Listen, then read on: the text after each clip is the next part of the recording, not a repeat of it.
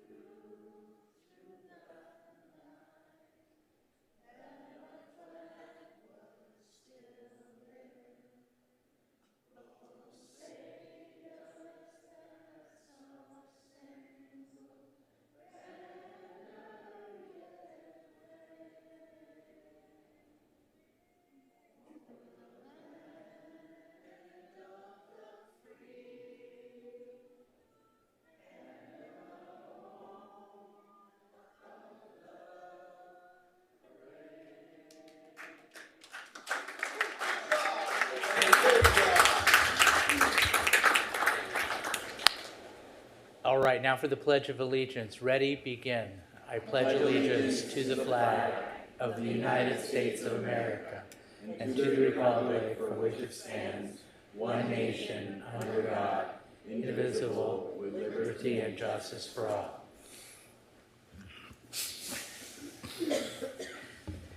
All right, you're all good singers. We should do that. We should do that more often. You know what? From now on,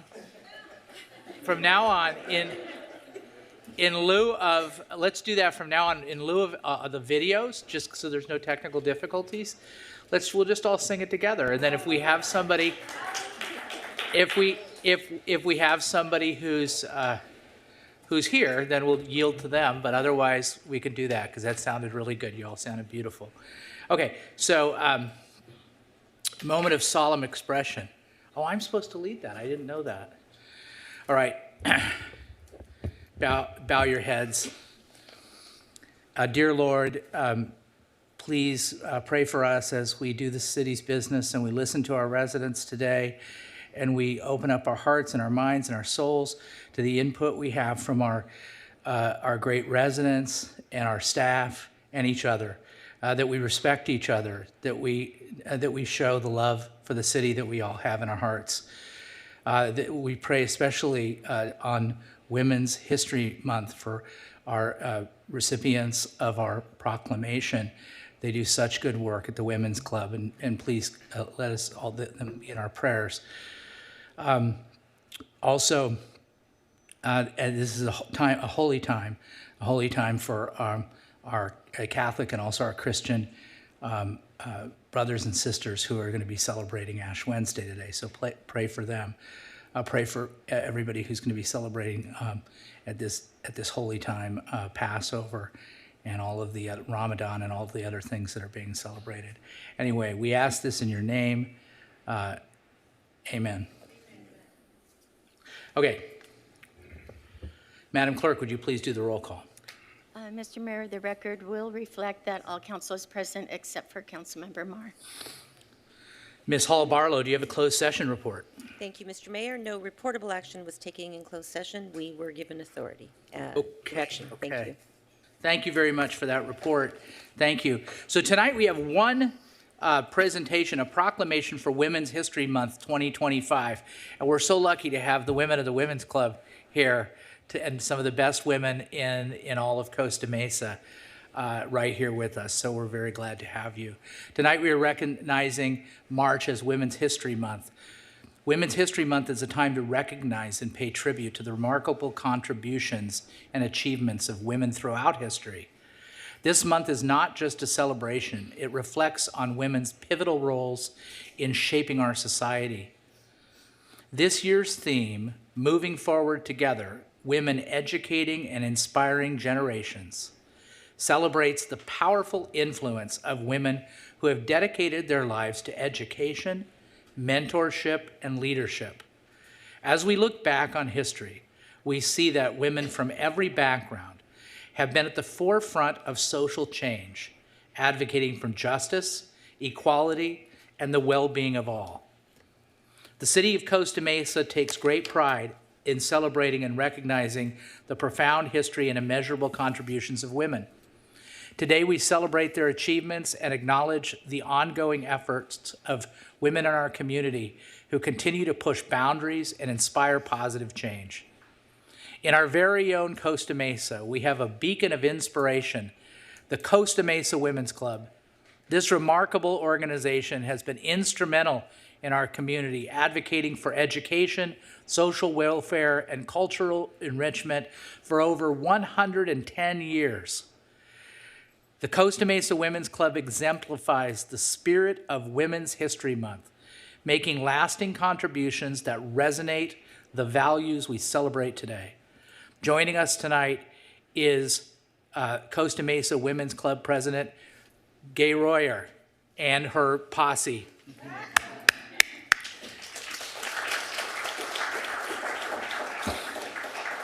So Gay, if you want to come on up to the podium, and I'm going to give you the floor in a moment, but while you're getting situated, I'm going to read from excerpts from the proclamation. This won't take very long, but it goes like this. So, March is recognized as Women's History Month, a time to honor the contributions, achievements, and resilience of women throughout history, and to reflect on the progress made in the pursuit of gender equality. Women's History Month acknowledges the significant role that women have played in shaping the political, social, cultural, and economic fabric of our country and community in countless recorded and unrecorded ways, as well as the challenges they have faced in overcoming systemic barriers and breaking down stereotypes. Women have been leaders not only in securing their rights to vote and equal opportunity, but also in the abolitionist movement, the emancipation movement, the industrial labor movement, the civil rights movement, and other movements, especially the peace movement, which created a more fair and just society for all. Despite these contributions, the role of women in history has been consistently overlooked and undervalued in the literature, teaching, and study of American history. The National Women's History Alliance designates the Women's History Month theme, and for 2025, the theme, as I mentioned before, is Moving Forward Together, Women Educating and Inspiring Generations. This year's theme celebrates the powerful influence of women who have dedicated their lives to education, mentorship, and leadership. Costa Mesa pays tribute to the enduring contributions of historical and contemporary local women who have demonstrated leadership in emphasizing the significance of change and instituting more safeguards and practices that reflect these fundamental values.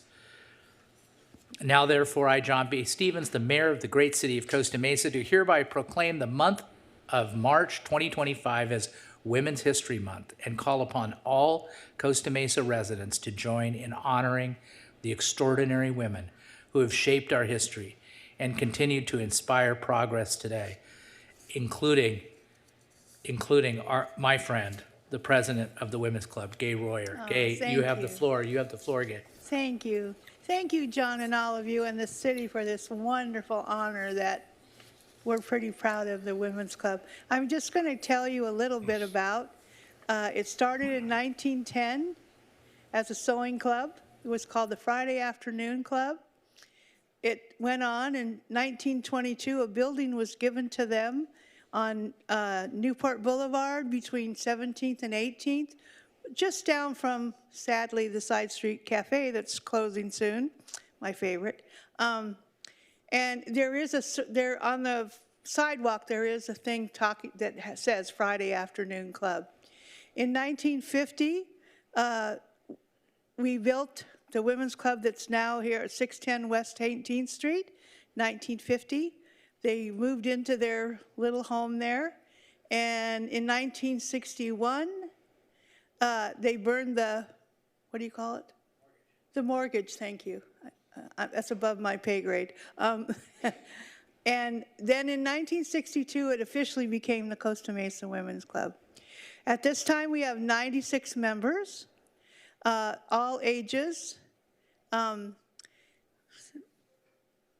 My lovely cohorts here. And we are very mixed. As a matter of fact, our oldest member, Dorothy Dunn, 107, just passed last month. And our youngest member now is 19.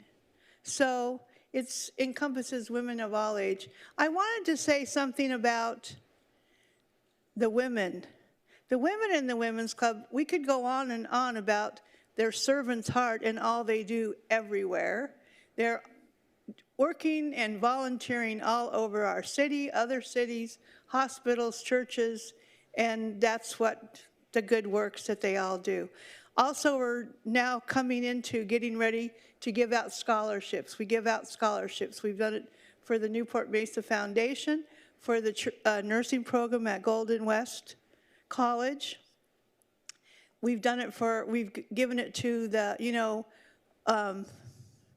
OCC has a store for students. And so also every month we donate to something, whether it's the Lighthouse Church, the store at OCC, and also Charlie Street. We collect things for those.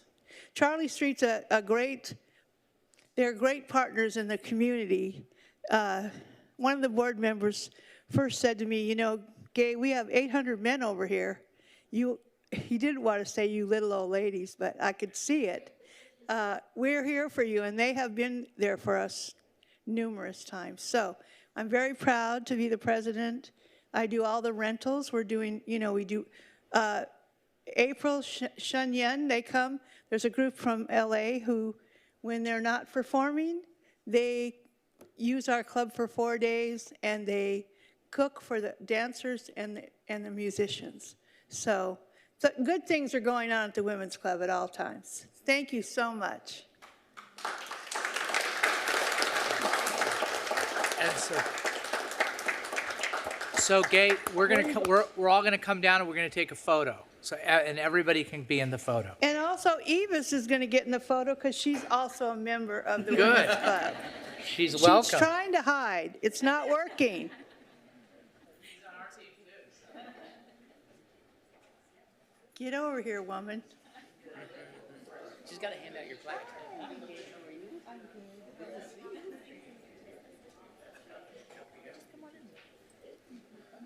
All right, come on up. Come on up. We'll all take the picture.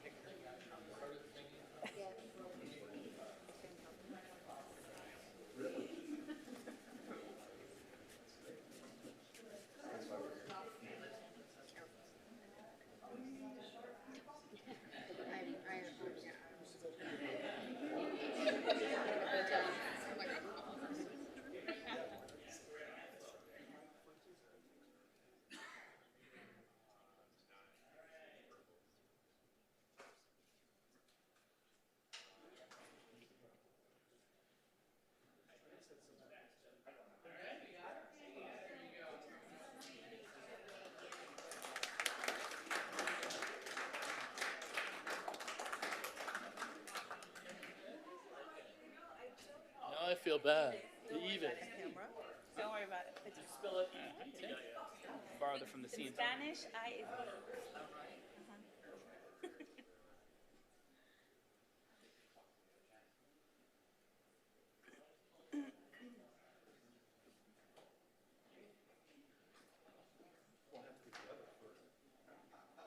Thank you again.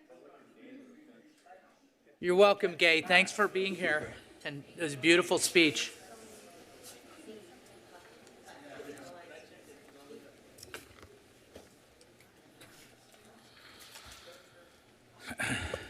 All right. So now we're going to move on to public comments. So public comments are 3 minutes. You can speak about anything except what's on the agenda. So we only have one item, which is the IT matter. So you can pretty much talk about anything other than that. For that, you got to wait till that comes up. You get 3 minutes, and at minute 2, you'll hear a beep. And please try to wrap it up. We'll go first to the people in the chambers. If you could go at either side, line up on either side so we'll be more efficient. And then once we're done with everybody in the chambers, we'll move on to the folks on Zoom. So with that, Flo, you have the floor. Flo Martin, Costa Mesa since 1967, before some of your mothers were born. As a long-term cyclist and way long-term pedestrian, as a member of the Active Transportation Committee and on the board of the Costa Mesa Alliance for Better Streets, I have been supporting road and sidewalk safety for decades. One of my regular daily online go-tos has been the Costa Mesa Police Department crime log website. The PD in the past reported up to 200 incidents at a time, usually a 16-hour time span. I scan for so-called accidents involving cyclists or pedestrians, and then reported these crashes on social media. This has been my way of alerting folks about danger in our roads and streets. The website was crimeinfo.costamesaca.gov. That website was taken down a month ago. I am not a happy camper about that. I bitched and moaned to city council members and on Costa Mesa 311. Code enforcement finally called me and told me about a similar website, costamesaca.gov/gizmaps Experience Builder, a website that has been around for years and is not at all user-friendly. I can't even access the site on my smartphone.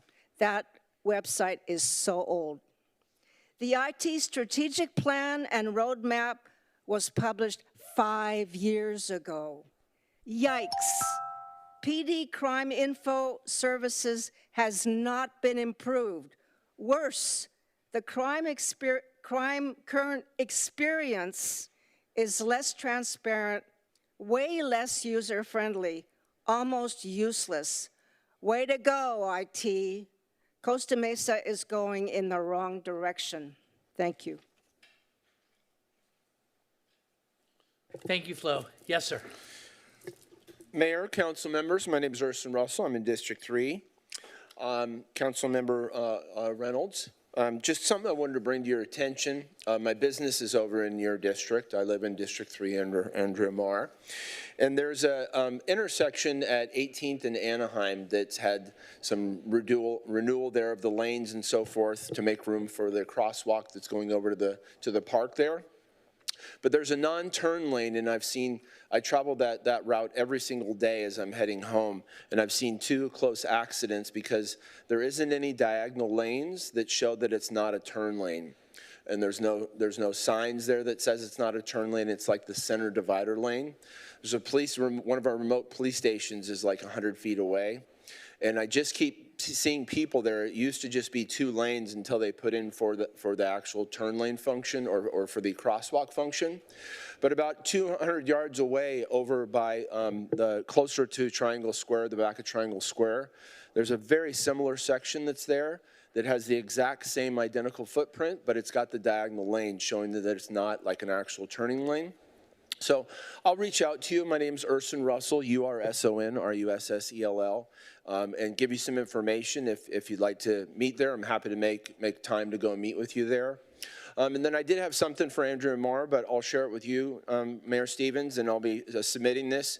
I live in the Monticello community in Costa Mesa, and every year for the fairgrounds, we always get permit parking there. On our side of the street for the Monticello community to give us access to parking while the fair is going on and things. but I'm going to be taking some pictures, sending them to you and some video. We have routine soccer practice and tournaments that are happening over at the college across the street from us.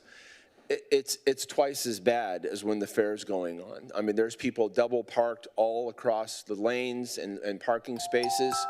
So we just like to see if there's some way to maybe apply for our community, because it's like 300 homes, to be able to go and have permit parking there. If I go down towards Fair Drive, just about 100 feet, there's a little residential community that's there right across from the fire station. It's got maybe 30 homes, something in this little cul-de-sac street, and it's a full permit parking street, you know, for those residents and things. So just like to have something for consideration and see when these soccer games and these tournaments are going on, like it can literally be from 12 in the afternoon until 8 o'clock at night on a Saturday, where all parking is basically just consumed and stuff there and in the neighborhood. So thank you so much for letting me share. I'll be following up with both of you. Thank you. Thank you very much. Yes, sir. Through the mayor, so last week I was astonished that OCBC would give the city of Costa Mesa a participation trophy for Tessa. That demonstrates the city, it must be the city council as well, is absolutely tone deaf to the issues that are going on here. I can't believe the city would go and accept it, and I would ask the council to give it back until we have a chance to fix the broken process. Couldn't believe it. The same day, I had a resident ask me for help to utilize Tessa to get some information. I couldn't get it. I took screenshots, I put together a thoughtful narrative, and I sent it to staff the very same day they went to go accept that participation trophy. You may not be surprised to know, in our lack of good customer service, when I watched you guys this summer say, staff, we need to improve communications, that I have not heard a response. You all must accept this. You're not doing anything to change it, any of it. We now have GOAT, which is Costa Mesa Does, up to 40 participants. We haven't even started to launch yet. These commissions and committee appointments, I'm disappointed to see 4 people get reelected and not play a material role in appointing to really important committees and commissions that I think are broken, that need to be reconstituted. I would ask that the city council, from a policy perspective, rethink that. Why would you go and elect new people and not allow them to play a role? We have really important issues that are coming up, okay? Let's talk about cannabis tax at 0.5%. How many times have you heard me come and say, hey, it's not being talked about, nothing's being done here, nothing's being done. I've seen city council direct staff to do something. I put in a public records request. You know what I got back? 383-page budget identifying the 2 line items. So now that I've confirmed, the city has $400,000 for her first-time home buyers and the arts. Now, I don't like coming here, folks. I have to go to the arts commission. It's a commission, decision-making body, on Thursday and say, hey, I sent you guys an email 2 weeks ago asking for this to be on the agenda. It's not on the agenda. I had to reach each one of the arts. We have a full-time body for the arts. I had to watch each one of their reports for the last month. Not once was this referenced. $400,000, and it's not even being brought on the agenda to that important commission. And let's talk about the agenda tonight. What a light agenda. If everybody's so busy, why aren't they coming forward with staff with meaningful things to keep here until 11 o'clock at night and get the city's business done? Something's wrong, something's broken. Give back that OCBC Tessa Award and demonstrate to the community that you're not tone deaf and you want to make change. Thank you. Yes, Hi, ma'am. can you hear me? Okay, sorry, I'm not used to like this long microphone. Thank you, Mayor Stevens and City Council members for this opportunity to speak. My name is Megan. I'm a resident of Costa Mesa, and I'm here to address the proposed plan for the TNR program in our city. I attended the recent Animal Services Committee meeting and was cautiously optimistic about discussing the initiative. However, I, along with the community members I spoke with, left that meeting with more questions than we did answers. Disappointed would be an understatement, and the data represented on the agenda was not only misleading, but felt deeply inaccurate. Your agenda notes that in 2022, the city took in 191 cats, with 22 euthanized due to behavioral issues. In 2023, the number rose again to 343 with 40 behavioral euthanasias. And in 2024, it increased again to 458. Yet it was reported that 0 cats were euthanized. Are you really expecting us to believe that not one single cat was euthanized? The only way that this data would be accurate is if we solely relied on animal control or priceless pets. What your report failed to convey is the reality of what many of us community members are doing, which is rescuing, treating, when necessary, humanely euthanizing those suffering outside of city records. And trust me when I say us trappers keep very good records, as I can show you. Another major concern is the claim that priceless pets, according to the recent meeting with a district attorney, had the legal authority to release the animals back into the community, essentially making them the only legal entity for TNR. This is a major flaw in the city's approach. Priceless Pets is already overwhelmed with their intake numbers. Expecting the community members to trap cats and transport them to Priceless Pets for release is ludicrous and unrealistic. The fact that TNR has been happening in Costa Mesa for the last several years while the city has spent time figuring out a plan, this need for action has been clear for years. I won't waste time explaining why Costa Mesa needs a TNR program. I'll simply remind you of West 20th Street, which resulted from city failures and a public outcry that forced officials to do damage control. I know firsthand because I worked on 20th Street. Had we not stepped in and trapped those cats, the remaining 22 ferals would have been euthanized. Instead, we had to place the burden on other cities such as the city of Orange and several in San Diego County. We turned to the public to fund the treatment of those cats, raising $10,000 out of our own pockets. This alone proves that animal-loving residents of Costa Mesa want a way to help community cats and are willing to put in the effort. We need for the city to stop dragging its feet, stop wasting time. Let's be clear, TNR has been happening without extra staffing from animal control, happening without a municipal shelter, and is happening without the city's funding because community members are paying for it out of pocket. We want this program and we need this program. Thank you. Thank you. Yes, sir. Good evening, Mayor, City Council, City Attorney, and City Manager. My name is Alfie Sanchez. I'm the event director for Majestic Cycling Events. We just hosted our Taylor Elizabeth Clifford Memorial Grand Prix this past Sunday. Turned out to be a great success. It was great that we had no rain whatsoever, even though it was showing all week. We're also working with the Taylor Elizabeth Clifford Memorial Grand Prix. It just happens to be a pro racer who's actually aged. His daughter had passed away, unfortunately had a drug overdose. So we had partnered up with New Directions Women the Recovery. We were able to donate $1,000 to them this weekend, and we want to continue that relationship with them as well as the city. Also want to thank the police department for coming out and helping support the bike race. Obviously, we normally we contract with them to have police department out there, but obviously we ended up getting some of their, I believe it's either the little cadets or some of their the kids, and it was great to have them out, and we do appreciate that. We have been talking about the big race that we want to do in August. We just got awarded from USA Cycling. We will be doing the Master State Championships as well during that weekend. So there's a lot going on that we want to continue hosting this event. Again, we talked about two times a year, early March and obviously in August. So again, I want to thank the city for all their help. Unfortunately, I hate to say this, Tessa has been great for me. So I've had no issues with it. But again, and then I definitely would like to help address somehow the bike, because that's what we do. We're riding on bikes, so maybe I can talk to you after. But however, we're all here to help support cycling, as well as the community and safety and health and wellness.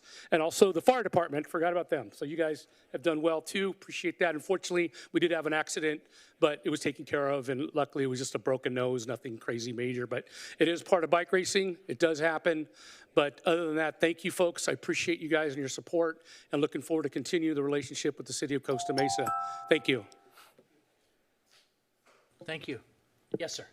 Yeah, James Peters. I'm in District 1.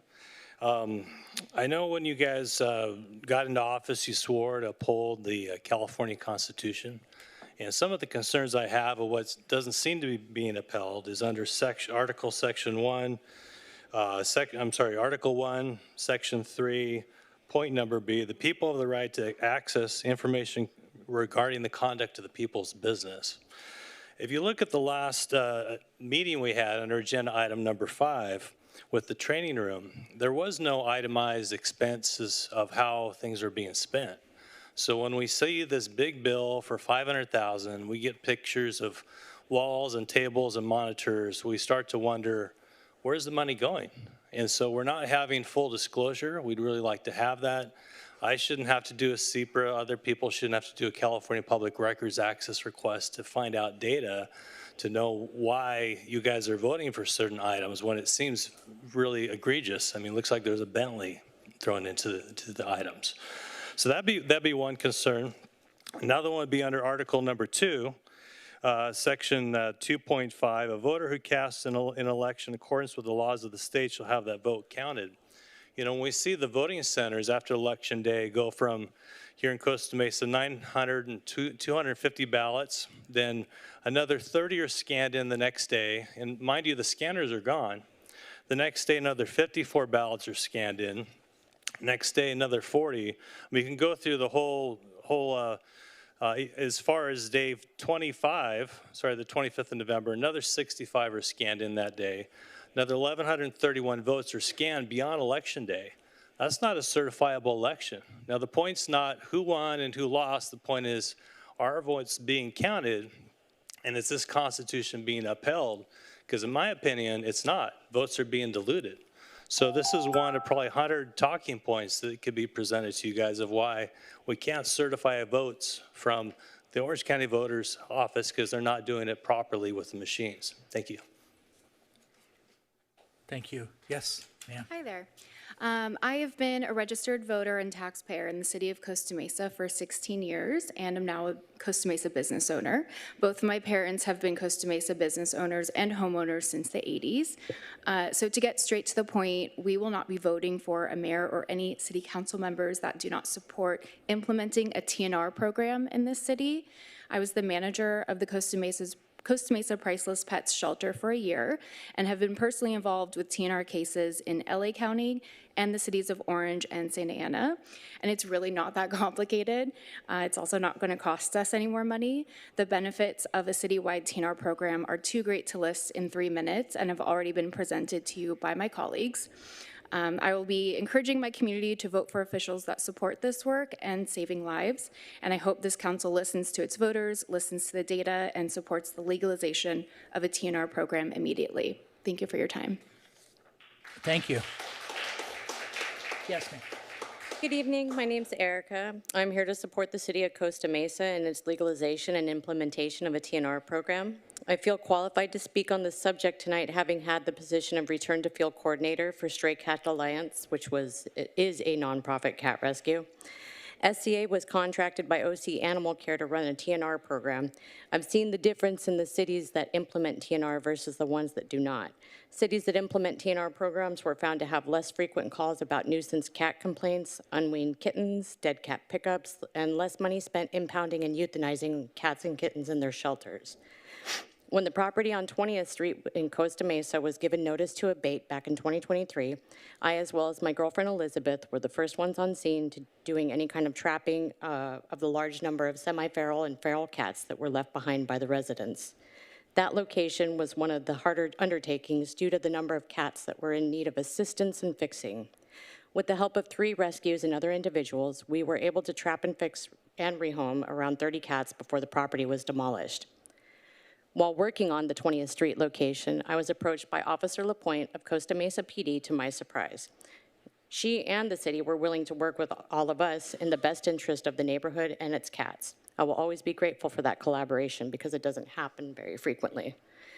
The 20th Street property would have been much more manageable had there been a TNR program in place. TNR has been proven to be the most humane and cost-effective way to reduce stray and feral cat populations within a city. Please see the email that I sent over to your city clerk's office earlier today for the stats. Charlie Street in Costa Mesa had another large colony of cats. Of the nearly 24 cats and kittens there, I fixed a total of 8 to the tune of $1,600 out of pocket. Leaving TNR up to individuals such as myself will not make a difference in the numbers of cats you're seeing within your city due to the limited funds that we individuals have. But if your city were to implement a TNR program, you would be eligible for grant and funding that way. I've also sent resources to your city clerk's office for the grants available. It would be simple to implement a TNR program in the city of Costa Mesa. It could look something like this. Residents could trap and potentially transport to Priceless Pets. Priceless Pets would handle your spay neuters and treatment, vaccines, stuff like that. And you could also have a volunteer TNR group within the city to help oversee operations. I've emailed the handbook to the city clerk's office written by the ASPCA, as well as Alley Cat Allies, with instructions on how to properly implement TNR programs from a city perspective. What we would like to see this council do going forward is the following: legalize trap, neuter, return, put together a TNR program, allow collaboration between volunteer trappers, TNR advocates, Priceless Pets, and animal services to keep transparency of program to the city and its residents of Costa Mesa. Please join the other cities such as Garden Grove, Stanton, and Westminster and implement this. Sorry. Yes, ma'am, you have the floor. Good evening. My name's Anna Leslie, and I'm a recent, I've recently moved to Costa Mesa, so I haven't lived here very long, but I was very surprised to find out that Costa Mesa does not have a trap, neuter, and return program, and in fact, it's illegal here. I've lived in states and countries where trap, neuter, return was legal, and it was a great way to handle the stray and feral cat populations within the city. To not even have that option here in Costa Mesa, in an area, I thought California was an animal-loving state. So moving here and finding that it's not even legal here, I'm slightly horrified. So please make trap, neuter, return legal. Thank you for your time. Thank you. Yes. Hi, my name is Lindsay. I'm a resident of Costa Mesa. I'm here tonight also in support of TNR program being initiated. I wanted to state that in the recent Costa Mesa Animal Services Committee meeting, it was stated that it was found out that Priceless Pets Animal Control is actually able to release neutered cats back to their colonies where they were trapped, that was legal per the current ordinance. However, it needs to also be legalized for community members to do that themselves, because as of now, the only TNR efforts being done in Costa Mesa is through individuals that, are funding it out of pocket. And it's a very large burden because there are a lot of, stray community cats in Costa Mesa. Another thing that I just wanted to state that I was concerned about was at the same committee meeting, Animal Control had stated that they wanted to not initiate and immediately having Priceless Pets release the cats back into Costa Mesa where they were trapped, because they wanted to hold off and collect more data. However, the data that they currently have is not accurate. It's grossly underestimated because their data is being collected through, the cats that are being surrendered to Animal Control and or the shelter.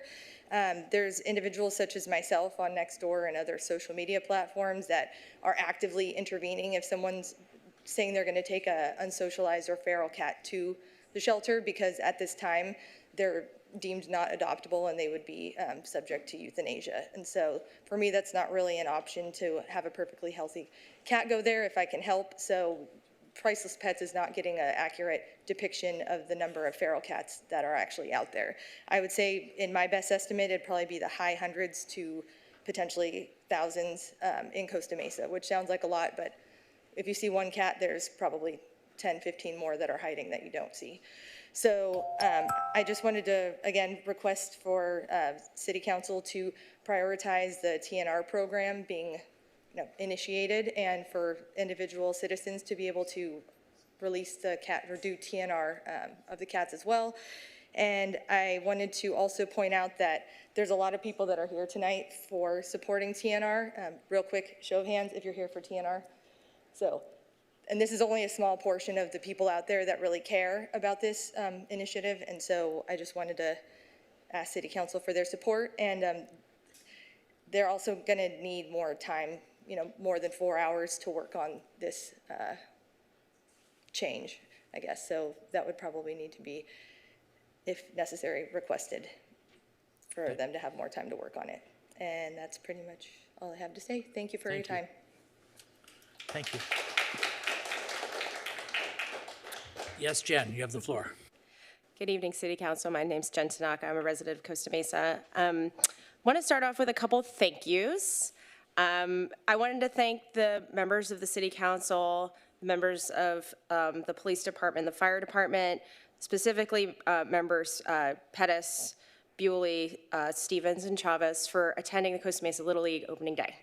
I'm sure you guys will mention it in your own comments. My son plays on the machine pitch Blue Jays this year. And it was just, I wasn't able to attend, my husband took him, but I just really appreciate you guys going out there and supporting Little League. It's really been an incredible experience, so kudos for that. I also wanted to thank the police department for its enforcement of our unlawful camping ordinance on Fairview and Wilson. It's not the easiest thing to do, and of course these situations can be very difficult to navigate, but I do strongly believe in defending our public spaces. And I do want to give them kudos for, working through these difficult situations the best that they can and making clear that in Costa Mesa that our public spaces will be defended, so I appreciate that. I also wanted to quickly bring up a couple other things that came up in public comment. I wanted to reinforce Ms. Martin's comments about statistics from the Costa Mesa Police Department. There's a lot of residents in Costa Mesa, including our group, the Costa Mesa Alliance for Better Streets, but also others that really want to take this data to elevate issues in our community to your attention, to the attention of the police department. And it's very difficult to do that without data.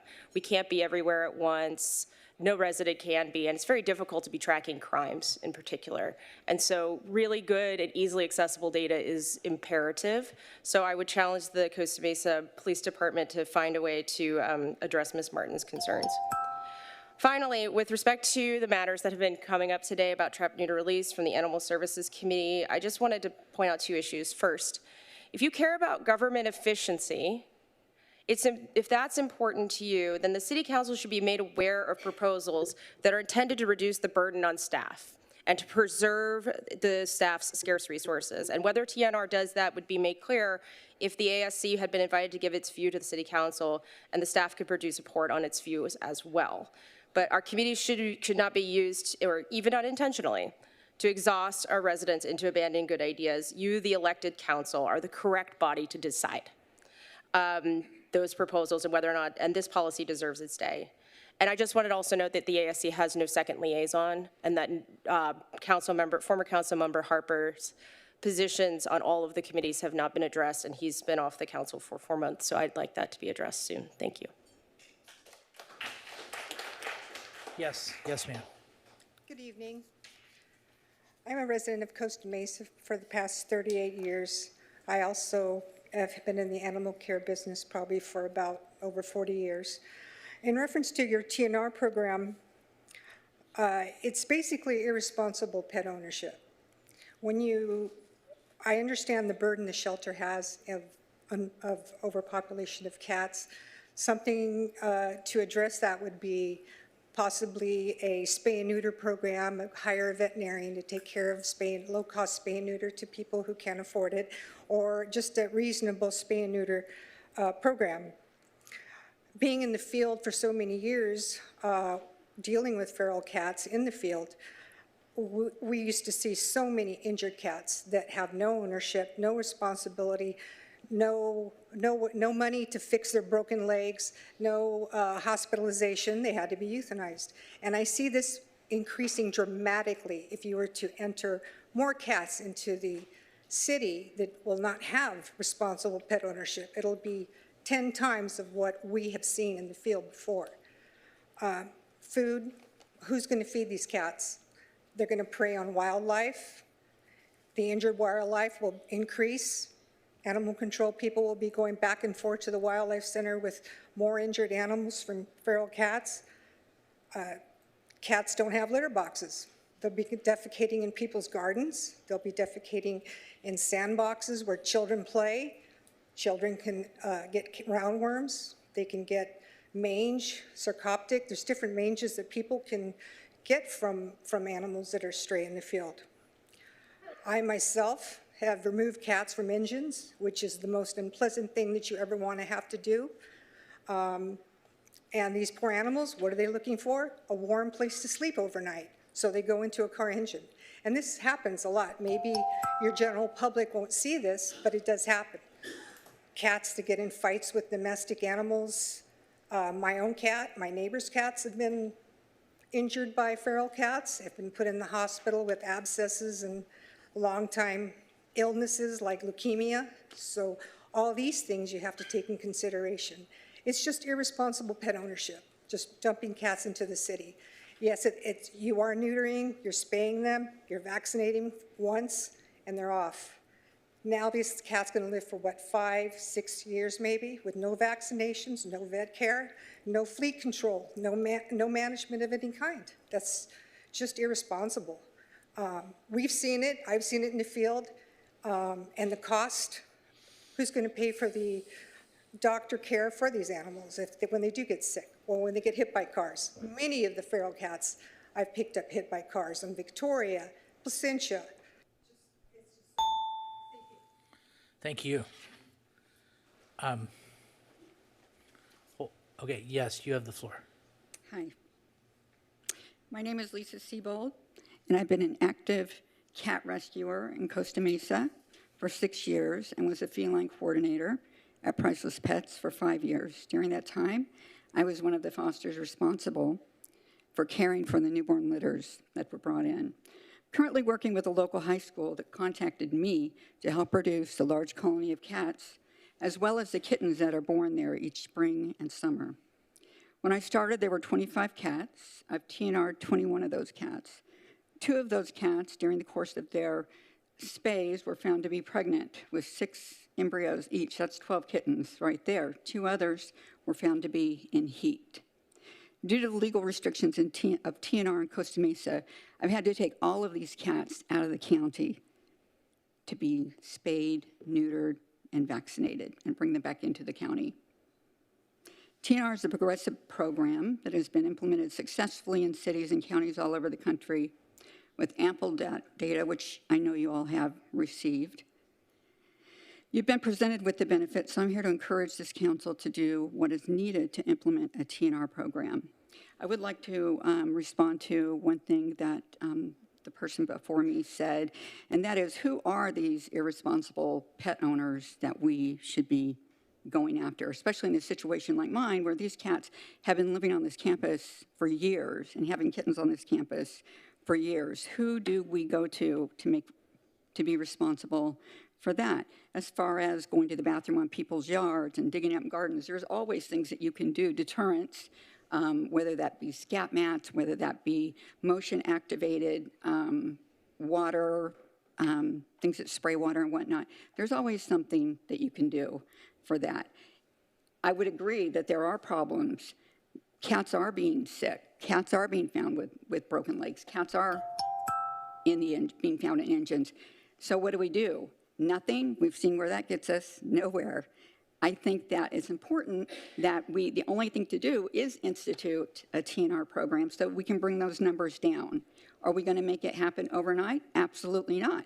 But you're definitely going to see less of these injuries, less of these illnesses, less of the traumatic things that our animal control officers have to see if we start now by TNRing these cats and bringing the numbers down. Thank you. Thank you, ma'am. Yes, ma'am. Hi, my name is Stacy, and I've lived here and worked here in Costa Mesa for over 15 years.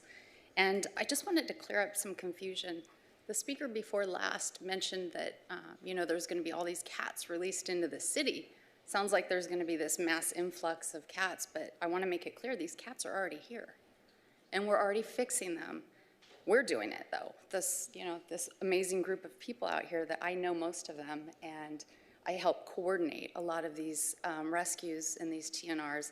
I find people to trap, I find people to transport, or they call me and say, do you have anyone that can pay for these cats to get fixed? Or does anyone have appointments? We all work together, we know each other. And so we're not gonna be bringing all these cats here, they're already here. But we're gonna take them, we're gonna have them fixed, we're gonna have them vaccinated, and bring them back. Or hopefully, God willing, with the help of Priceless Pets and the city of Costa Mesa, we can do this together. We're doing it already. And again, like some people have said, the numbers are grossly underestimated. We don't have huge colonies here, but there are small pockets of colonies. And I'm on social media all day and all night. You can look up my name, you'll find all kinds of advice. And I tell people, if you're not from Costa Mesa, you're not finding the animals here, don't bring them to Costa Mesa. Here's where you contact OCAC, or Newport Beach has their own shelter. So we want to work with you guys. I promise we're all looking toward the same goals, and preventing litters of kittens from being born is going to save this city a whole lot of money. You know, it's a lot more affordable to do TNR than to deal with the repercussions. And we've got generations full of community cats. It's not just owned pets that are the problem. These cats out there, I paid for a cat to get a C-section, okay, a few months ago because it was so far pregnant that they couldn't do a spay abort. I paid $1,500 to have that cat aborted. You guys might have just put it down. It turned out to be really friendly. I found out the cat had a litter of 6 kittens. Just 6 months earlier, the C-section, she had 9 kittens. 1 cat, 16 kittens in 6 months. Thank you. Thank you. Becky, you have the floor. Thank you. Good evening. If the city clerk can please pull up the document I sent ahead of the ordinance, I'd appreciate that. Just the draft ordinance, yes. So my name is Becca Walls. I'm a over 18-year resident of Costa Mesa. I own my home here. I own a business, as well as I have been on the Animal Service Committee since it started 7 years ago. In that time, 6 of those years, I was the chair. I stepped down from, or 5 of those years, I stepped down from being the chair and chose to be the vice chair instead to give others the opportunity to step in. I want to be clear that I'm here today as myself and not as a representation of the Animal Service Committee, and I'm here expressing my First Amendment right to free speech, despite others encouraging me not to be here. That being said, as part of the Animal Service Committee, we have been pressing for trap, neuter, and return for nearly 7 years. One of the issues that our former animal control, who may or may not have been here this evening, identified was Ordinance Section 3.6. If you could scroll down on the example here. And that was the key issue that was blocking TNR in the city of Costa Mesa. The definition in there was that owners shall not let their pets roam loose, things of that nature. So in that time, in 2022, we rewrote the ordinance through a variety of reasons, issues, et cetera, et cetera. It was not brought to council. I personally rewrote the ordinance again last month, and I submitted it for the Animal Service Committee, which it was presented last week. I wrote this as well as a recommendation, as well as a draft letter to council, hoping that this could become a package and be brought to council. In the meeting, it was determined that there was a new ordinance identified 3-54, which I do not have on here, but that gave the right to Priceless Pets as the arm of the animal contract, as the arm of the government to release cats into the community. That being said, I think that 3-6 is still important to recognize, as you can see from the community who have spoken, that they are doing this independently and that this isn't just a sheltering contract. And I don't want to say Priceless Pets, I want to say sheltering contract, because this is about the longevity of our city and not dependent upon one or another contractor or one council or things like that. This is about the legacy of the animals in our city.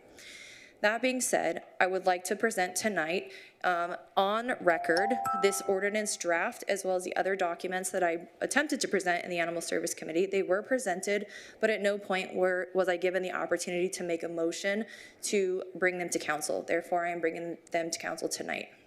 As you can see from the folks here, there's a lot of care and concern about this. My personal goal is make TNR illegal and let us, the people, work together. We're not asking for the city resources. We're not asking for city money. I've found so many grants. I've found so many programs. I've found so many places of knowledge. And these people, I didn't know them. I'm a dog person, if we're being real. And now I'm a cat person, apparently. And so the reality is that there's a community who wants to work together. You just need to make it legal and give us the opportunity. I got a few seconds. I wrote the ordinance, it's drafted. A lot of the work has been done. Please take the work that's been done, honor the work that's been done. Take a look at it. We appreciate your time. Thank you. Thank you. Thank you. Yes. Hello. Thank you, Mayor Stevens and the board. My name is Donna Wagoner. I am a 57-year resident of Costa Mesa and I have been volunteering for any of your animal shelters for 20 years. Wherever you guys go, I go.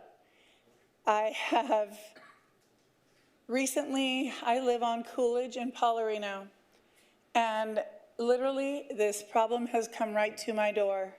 In the last 8 weeks, I have had 8 unneutered males or unspayed females literally coming to my door.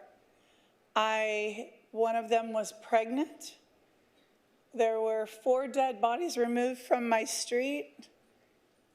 I got a phone call today of a litter of 6 in someone's backyard. I found another litter over on Fillmore on Saturday. For doing the math here, and then the ones I see during the night when I'm out trying to work with these other cats, this total comes up to about 30 cats in 8 weeks in such a small, dense area. If something isn't done, this is going to blow up. It starts at CVS, moves over to Coolidge, and moves over to Fillmore. Without this program being legal, our hands are getting tied. I'm a public health assistant. I don't make a lot of money, and in the last 8 weeks, I've spent over $900 spaying and neutering these 9 cats because I can't just look away. This is everyone's problem, and we're not asking for anything but to make this program legal. And it's going to cut back on the shelter's impact. It's going to cut back on the work that the animal control has to put in eventually. Yes, it's terrible how they end up dying. My cat could get out tonight and end up dying the same way these guys are dying. It happens all the time. That should not be the deciding factor here. Please, let's get this going. This has been dragging long enough. And these guys, let's just stop the overproduction of what's happening. And if we don't do it, who is going to? It's just going to keep blowing up. Thank you so much for your time. Thank you, ma'am. So looks like we've covered everybody in the chambers. Madam Clerk, do we have anybody on Zoom? No, Mr. Mayor. Oh, good. We'll close the public comment then. Oh, sorry. Cynthia McDonald, please. Hi, Cynthia. You have the floor. Good evening, Mr. Mayor and City Council members. Yeah, I wasn't going to speak tonight. Sorry, I got my hand up a little late. But I wanted to tag on to what Flo Martin said earlier about the lack of available information about incidents, calls by, for the police and fire in the city. I think it was last week, I was getting ready to run an errand and walked out my front door and started hearing one siren after another, after another, after another, going in the direction of Fairview and Baker Street. And I thought to myself, well, do I really want to get in my car right now and, make the drive? Or should I take an alternate route? Should I hold off? Flo wants to alert the public after the fact about these incidents, which is educational for us. But why isn't the city alerting us immediately? For example, I still get Nixle alerts from Laguna Beach.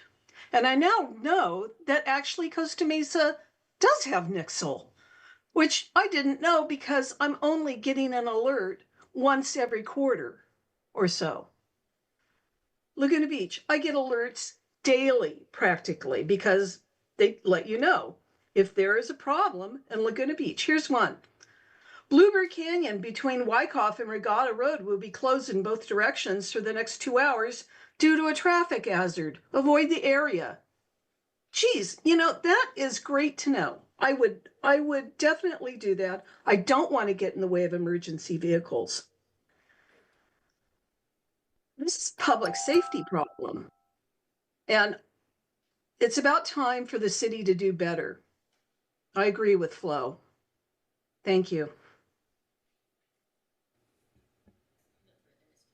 Okay, closed public comments. Thank you for all those comments. Stick around and please listen to the council member committee reports, comments, and suggestions. And so the first up is from District 6, Councilmember Jeff Pettis. You have the floor.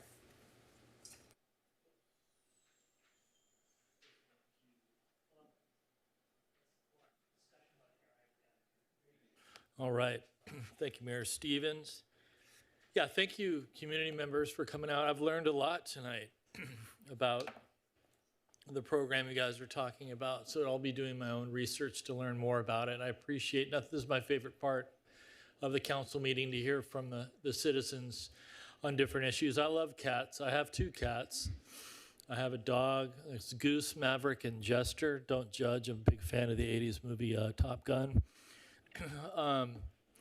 I'd also like to say that I went to the awards dinner that we got the Tessa Award. I'm not fully abreast on how some people think Tessa's going well. A lot of people think it's not. I just like that we got an award. It was neat to see the city recognized up there, and I appreciate the invitation. Most importantly, Jen Tanaka already talked about it. The going to the Little League opening day as well as the pony opening day. You know, I wasn't prepared for how moved I would be by it. I was invited and I went, and I was launched back to my childhood days in Harbor Area baseball, and kneeling down with Fire Chief, giving high fives to the kids coming by. It's a really neat thing to see in the city, and I was proud to be a part of it. I'm glad that we support those types of events. And lastly, I also want to thank, I've gotten several council meetings ago, I addressed some of the park issues we have. And no, they're not fixed. I know these things take time, but I've been getting some email traffic. Thank you, Jason Kamala on parks, for working with Jen. I've been getting some updates on that, and I appreciate the attention to it. And as well as Jordan Park. I know that Raja and his folks have been out there looking at it. There's some movement on those things. And I appreciate the effort, and parks are going to be a big focus for me. I think that the feedback I've gotten from District 6 has been from a lot of the residents that the parks need attention. So I will be making some asks in the coming weeks, months about District 6. So, and also I'd like to encourage, we had a lot of rain, and we have rain on the way. I have some unofficial investigators out there looking at streets, and anytime we have rain, there's a lot of potholes, a lot of issues with the infrastructure, and I hope we're keeping an eye on that stuff. And I appreciate the efforts, and more to come on that. So that will do it for me, and I will be doing my research on the stuff you guys are talking about tonight. So I appreciate it. Thank you very much. Thank you, council member. And then next from District 1, Councilmember Mike Bewley. Thank you, Mayor Stevens, and thank you, members of the public who are out here tonight, those of you who came up and shared some of your concerns.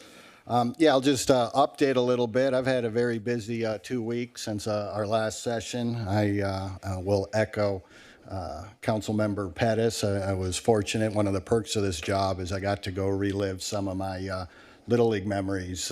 My son and I ran the whole gamut through there, from starting at 5 in T-ball up through majors, winning a Tournament of Championships trophy, missing the COVID season, coming back and doing some pony. And it was just nice to get out there, and I saw a lot of friends and family who had some younger kids who were still in the system. And yeah, it is just a wonderful part of Costa Mesa and the sense of community that we have here. And it's one of the things that makes Costa Mesa a great place to raise a family.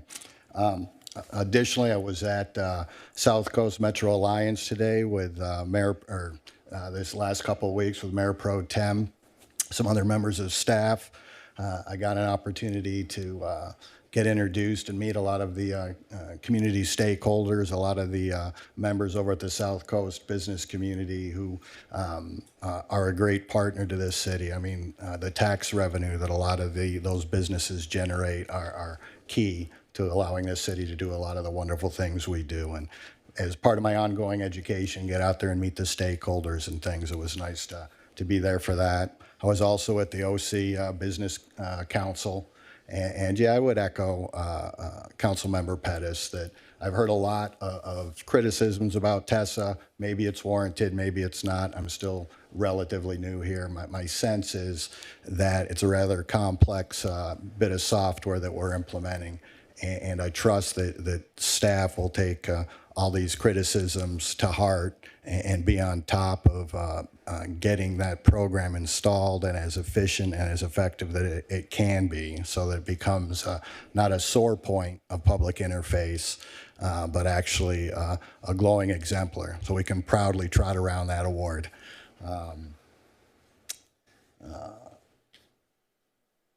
And then a couple issues I wanted to address that just kind of were running through my mind as I've been starting out in the city council member role. About 2 weeks ago, we were in here and we were approving this DUDEC master plan contract, and I made some comments that it seemed that it's kind of a requirement as a result of states mandated RENA and housing element requirements, and it burdened the city with a couple $1 million obligation so that we can continue our march towards compliance and whatnot. And to me, it seemed a little off that we're compelled to comply and compelled to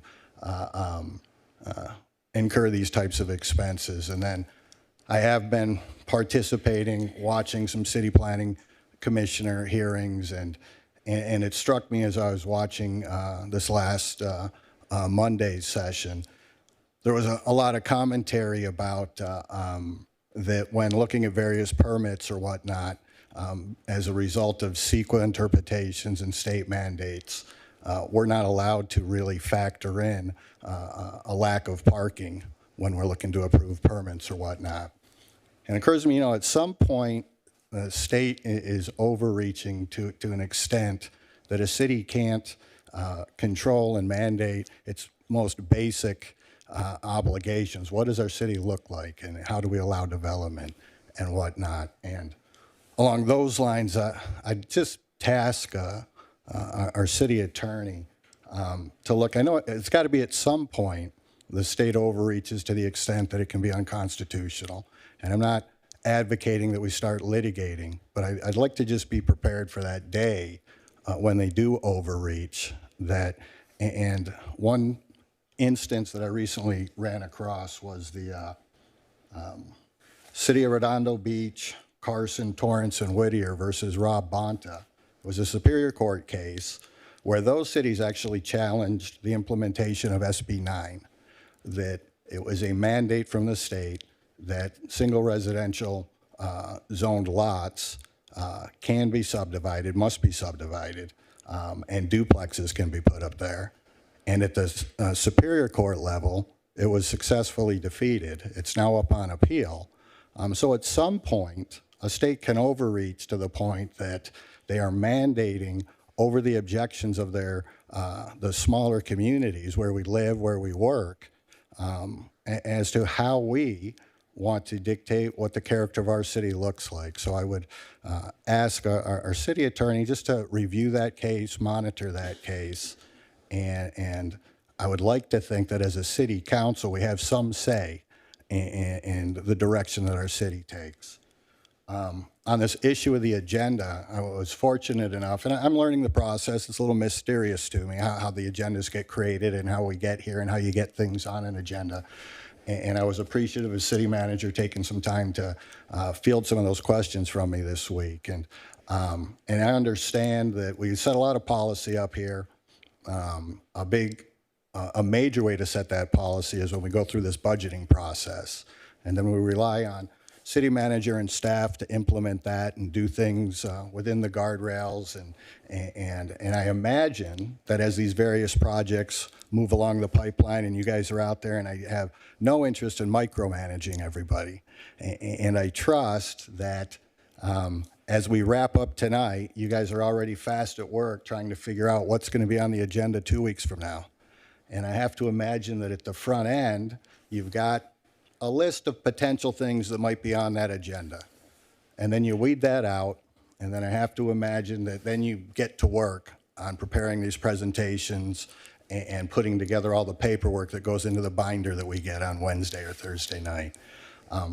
I would suggest, or I'd like to see, that at that initial phase when you guys are identifying the items on the agenda that you're considering to put all the work in to get ready for 2 weeks out, that council be included in that process. And maybe they are, maybe somebody will educate me, maybe that's something that the mayor gets involved in.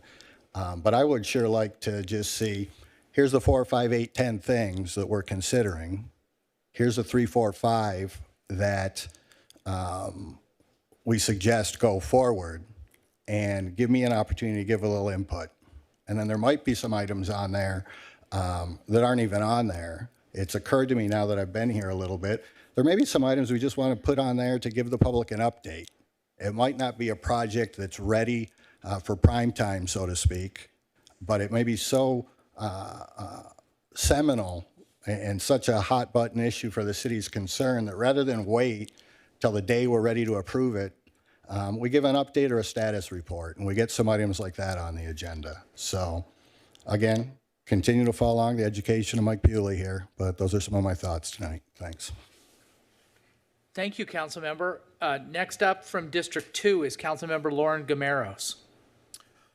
Thank you, Mr. Mayor. So a few things I want to speak about. I guess the first one would be Tessa. We had someone come up and speak and basically stated that they're having issues with Tessa. They can't get the information that they want. So I don't know there's an absolute solution for this problem, but what I would like to do is try and create an opportunity to give the constituent an opportunity to be heard in a meeting forum where we can sit down. I'll be glad to participate too.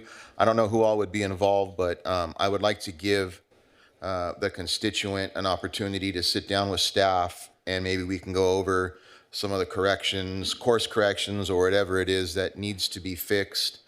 I don't want to come in with a government is broken, staff is broken mentality, but if we have some things that we can fix, let's sit down, let's look at it and see what kind of solutions that we can give, because I do appreciate the criticisms. Nobody's perfect, and I know that it's always a work in process, and you know, computer code is living. It's always changing. You're always looking to fix things, and I know that our IT department works hard on making sure that everything works smoothly, and maybe it's just something that we could look into and fix. So I want to give that opportunity. Secondarily, TNR. So for those of you who don't know, my wife is the manager at Priceless Pets. So by default, I'm a volunteer. There's nobody that cares more about the well-being of animals than my wife. She spends 7 days a week on the phone, answering texts, making phone calls, making sure that animals have a safe place to be. If you come to my house right now, my poor front yard reflects our love for animals, okay? I got holes and dirt, and my kids love it. We have a couple of cats. One of them I personally think might be feral because no one's allowed to touch her, but we still love her anyways. I would love to give an opportunity to the entire constituency to speak and give their suggestions on what they think. I want you to know that I've personally spoke in depth to Lisa Price about this issue and what the solutions are and what's workable. I've spoke in depth to the chief of police regarding this, and both of them, I will say, have a heartfelt interest in providing a solution to the issue. No one's pushing anybody aside. I want you to know that it's being looked into. We're looking for a solution. It's not going to happen overnight. There's no absolutes in this, but we do have some opportunity to create and provide a program that I'm sure would be workable, and with a little course correction, we can probably fix this over time. So I just want everyone to know that I'm here, I'm available. If you want to reach out to me, it's not hard to do that. You can get a hold of me. Just call me. My number is 949-524-0085. Reach out. I don't want to spend all night talking about cats, but I'll definitely hear you out and see what we can do to fix this. And that's all I got. Thanks. Thank you, Councilmember. Next up from District 5 is Councilmember Arliss Reynolds. Yeah, thank you. Just on the topic of TNR, something I guess I'm starting to get educated about as well.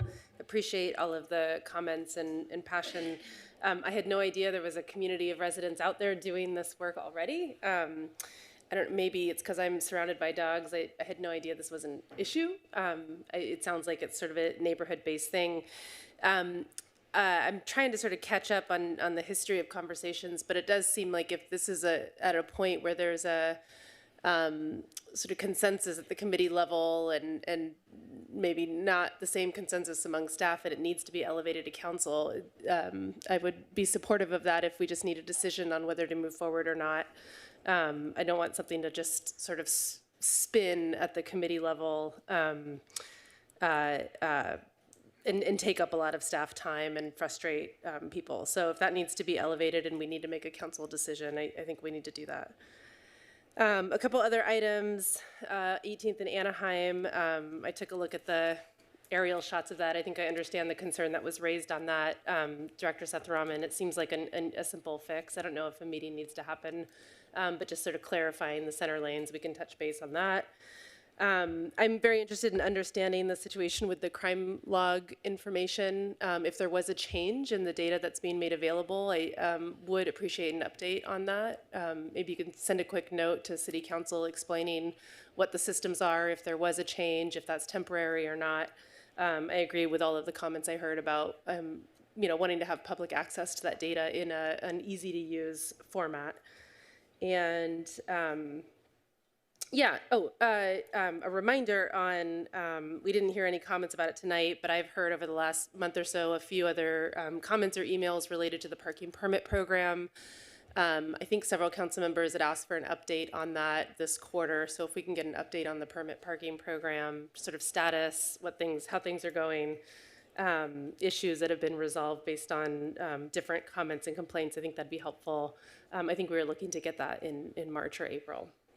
And then lastly, just something that's been on my mind, something I'll be following up with staff on is the concern for residents who do, and I think we have a lot in our community, who do rely on federally funded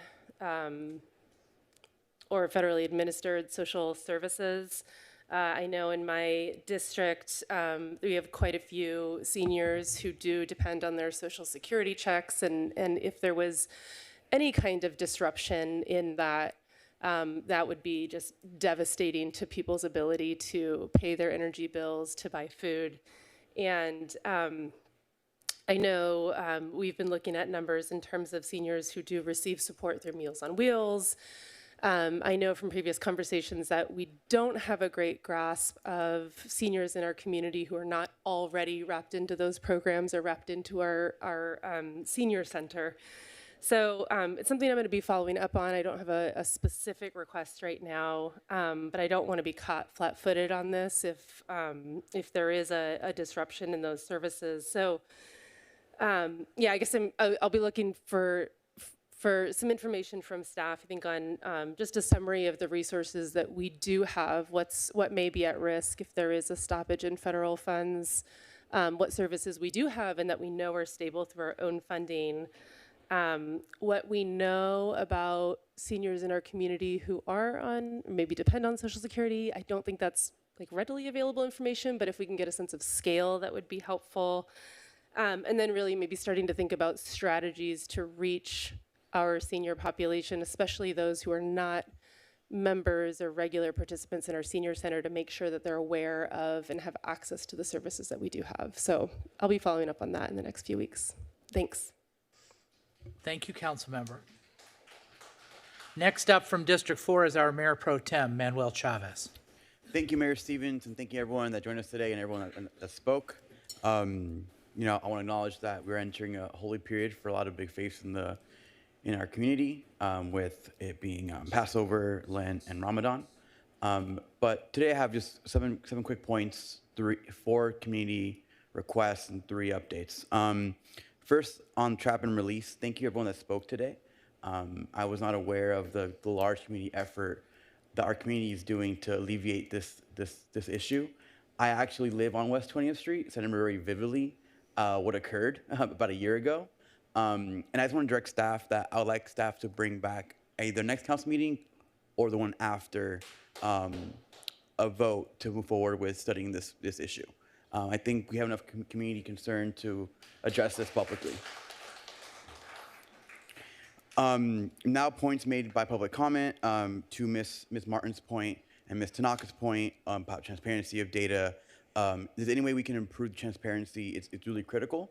I know they're both part of CMABS, a group that cares a lot about safety for pedestrians, cyclists, and those in vehicles. And it's important to have information to know what policy decisions to make. So any edits we need to make to our system of reporting, let's be efficient. We have residents that truly care about data and use it responsibly. So I think we should be focusing on that for our residents. Additionally, on the parking permit system, I want to echo Member Reynolds' reminder for an update. I would want to see how that's going.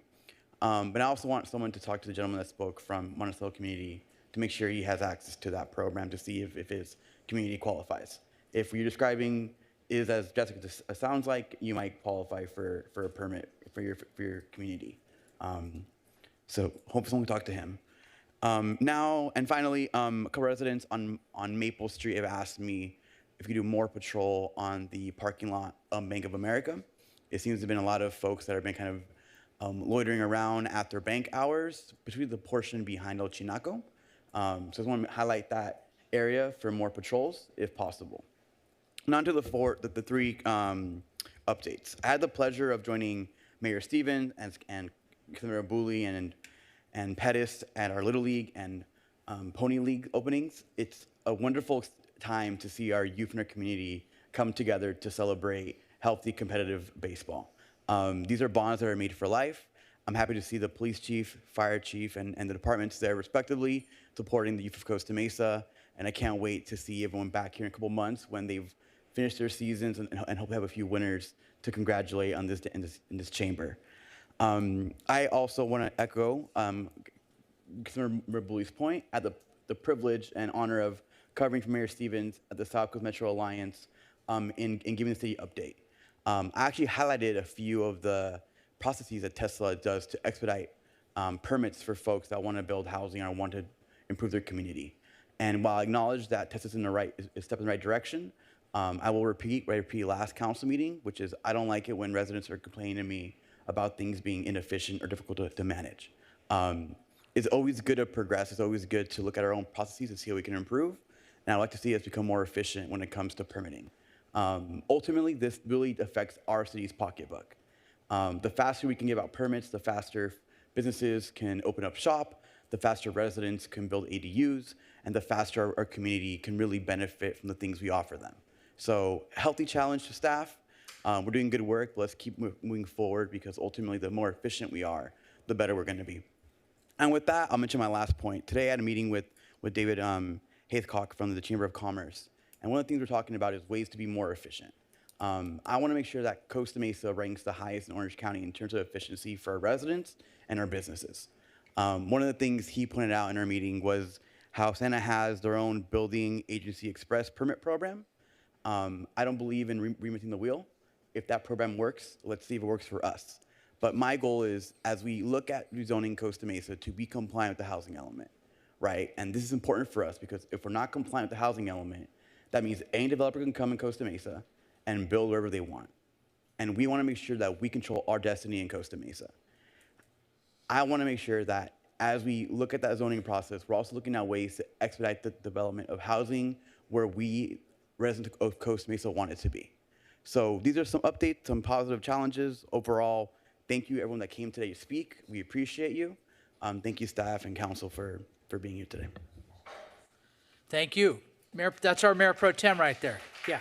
So anyway, for my part, I've got a number of comments, and I'll try to be efficient in getting through them. Regarding Little League, yeah, it was a great time. Little League and Pony, we're very proud of both leagues, and I look forward to having them here when they win their All-Star tournaments in a few months. I was involved in Little League from 1998 to 2004 in this city. Then I moved on to fast pitch girls softball in Fountain Valley. So I know the way it used to be, and I have a basis of comparison. And I've been to every Little League opening day since I got on council in 2016.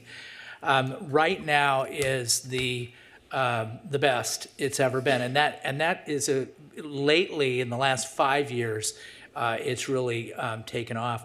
There's almost 600 kids playing Little League, and that's a big number, and that's in part why we see them come in here to get their to show us their banners and get recognition. And like as I said, I look forward to seeing them.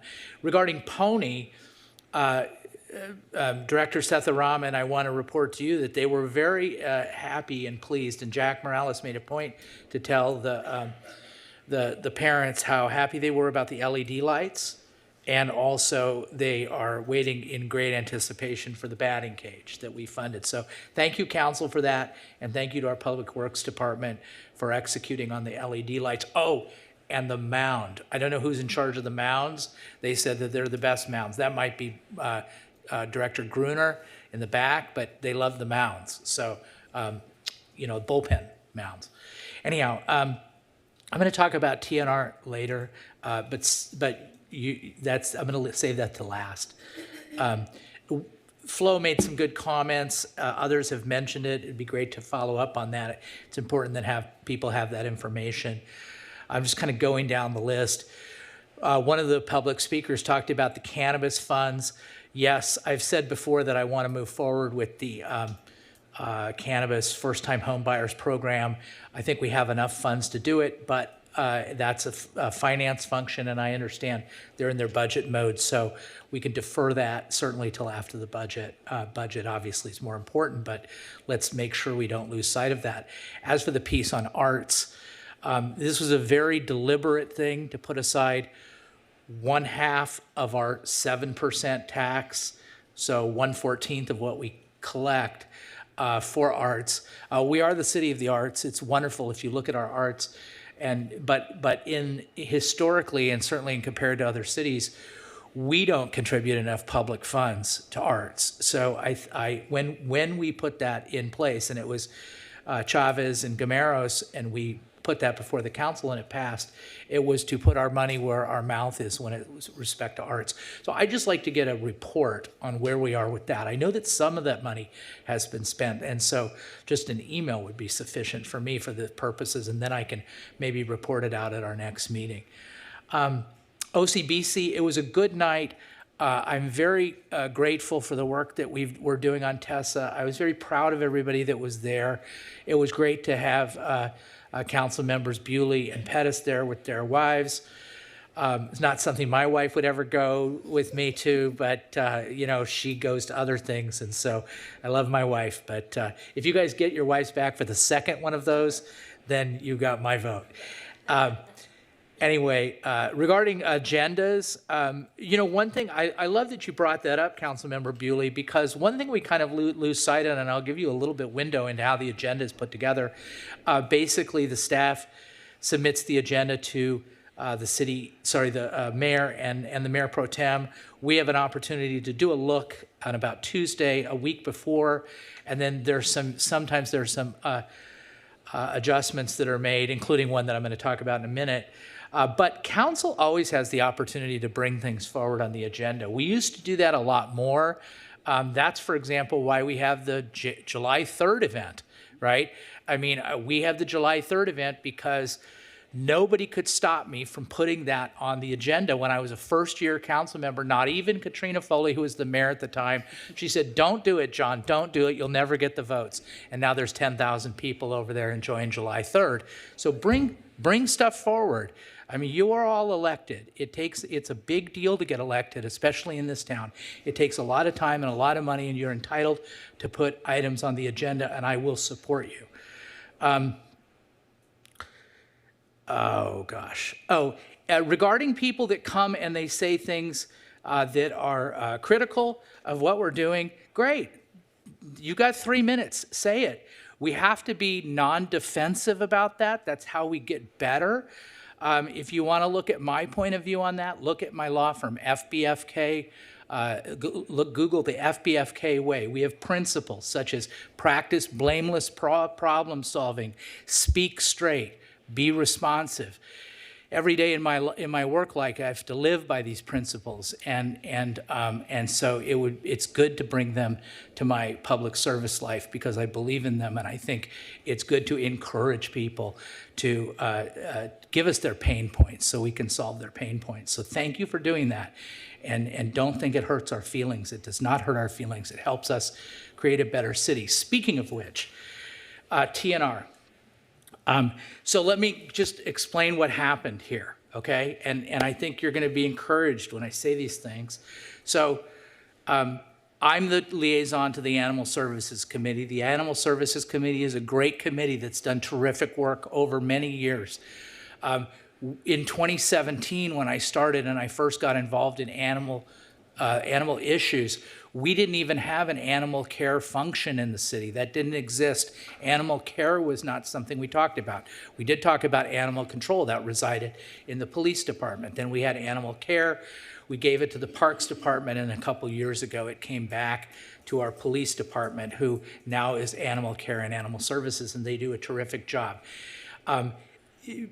The Animal Services Committee was spinning their wheels, I thought, and I didn't like that because they had brought in, including Becca Walls, who's here, brought a lot of information regarding TNR, and I didn't want them to do anything more on it until we got the green light from council.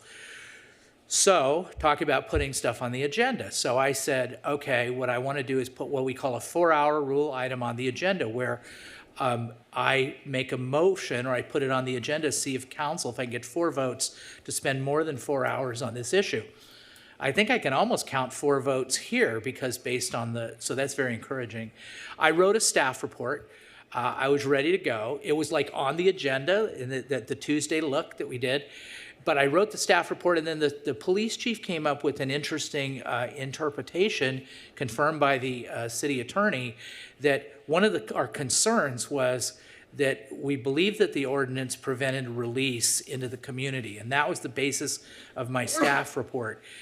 He interpreted it and said, no, in fact, based on his interpretation, Priceless Pets, as our agent, at least the government, can release neutered cats into the community. So I needed to rewrite the staff report at a minimum, and I got that information on Wednesday, and all the staff reports go to us on Wednesday night. So I didn't have time to revise it. Subsequently, we had and I explained all this to the Animal Services Committee, and so I'm hearing that people want to bring this forward, and council members want to bring it forward. So I'm not even sure I need the 4-hour item anymore, but I'm willing to bring it back at the next meeting. Just so you all have your one of our FBFK themes too is, manage expectations. Just so your expectations are fairly managed in terms of timing, there are some critical things regarding animal care that the police department is working on right now. So if we bring it back, we might not bring it back, in April or May. It might be something that happens in months based on their calendar, but I'm certainly fine bringing it back, my 4-hour item at the next meeting, and we'll see if we can get 4 votes for it. And if we do, then the police department will be empowered to look into this further, and they will do that, though, being able to manage their other important responsibilities in the PD, and I hope everybody understands that expectation. That's all I have. City Manager Farrell Harrison, you have the floor. Thank you, Mayor. Good evening, everyone. I'll start my comments with just reminding everybody that this is Happy Women in Construction Week. So while this is Women's History Month, March 2nd through March 8th is also Women in Construction Week. With that, I want to recognize all of our women members of the city staff who work in construction, as well as our residents who do as well. Their work and their dedication is invaluable to our Costa Mesa community. And if you look on the screen, you can see a photo of our team. And so there goes some of our women who work in construction. I did want to express my thanks to the team based on the TESA award. And so we've had a lot of comment about this award and the city of Costa Mesa actually being the recipient. There were many entries into this category.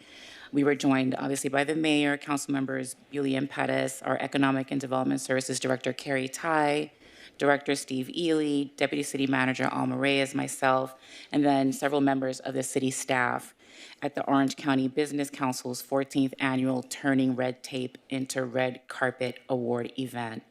So I just wanted to give a little context on this event and the award. We got the award in the category of economic development. This is a really fun event that happens every year.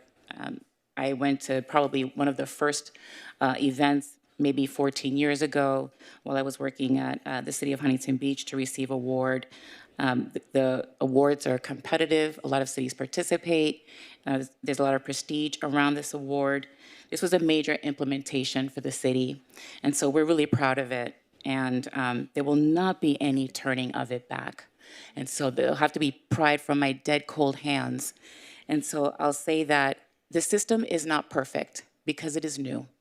And whenever you have a major new implementation like this one, this was a $3.5 million implementation across 4 departments, 50 users in different departments. You will always have items that come up that arise, and we're working to fix the glitches, the inefficiencies, the process snags as quickly as they are identified. But I can tell you that staff is committed to making those improvements. We're working very closely with Tyler. Having a system that has the functionality that this system does really will take our permit processing to the next level.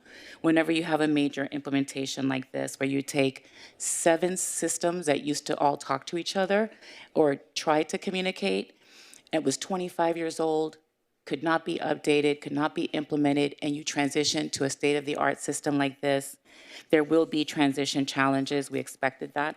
And we're working fast and furious to make sure that this is a process improvement for all involved. We offer training in the beginning, and it might be useful for us to consider if we need to do another round of training.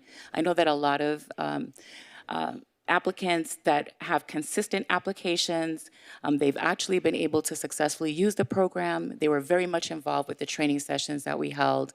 Maybe we should do another round of training just to make sure that folks understand how to use the system, how to maximize its functionality. And so we can definitely offer that.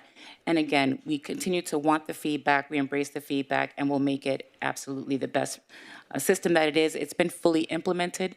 We're working on just some process improvements, but I wanted to share also that we have instant permits. We have 10 different instant permit types. We mentioned the city of Santa Ana. They have, to my knowledge, 1 instant permit type. We have 10, and so we have 10 times as many. And we're happy to help them to make sure that they can catch up with us in this regard. And so I'm excited about the fact that we're doing that. Again, I know that the system is not perfect. We're working around the clock to make it the best system that it can possibly be, but this is night and day better than what we ever had. And so we're still committed to making it even better, faster, stronger for everybody involved.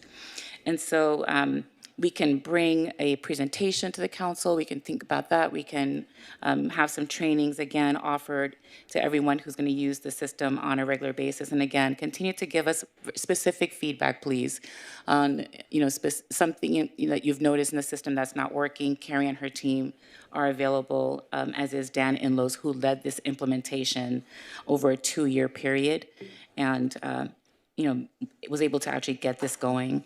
And so thank you to everybody who worked on tests. I know there's more than 50 people throughout the city who dedicated a lot of time and effort and hours to make sure that this system was implemented.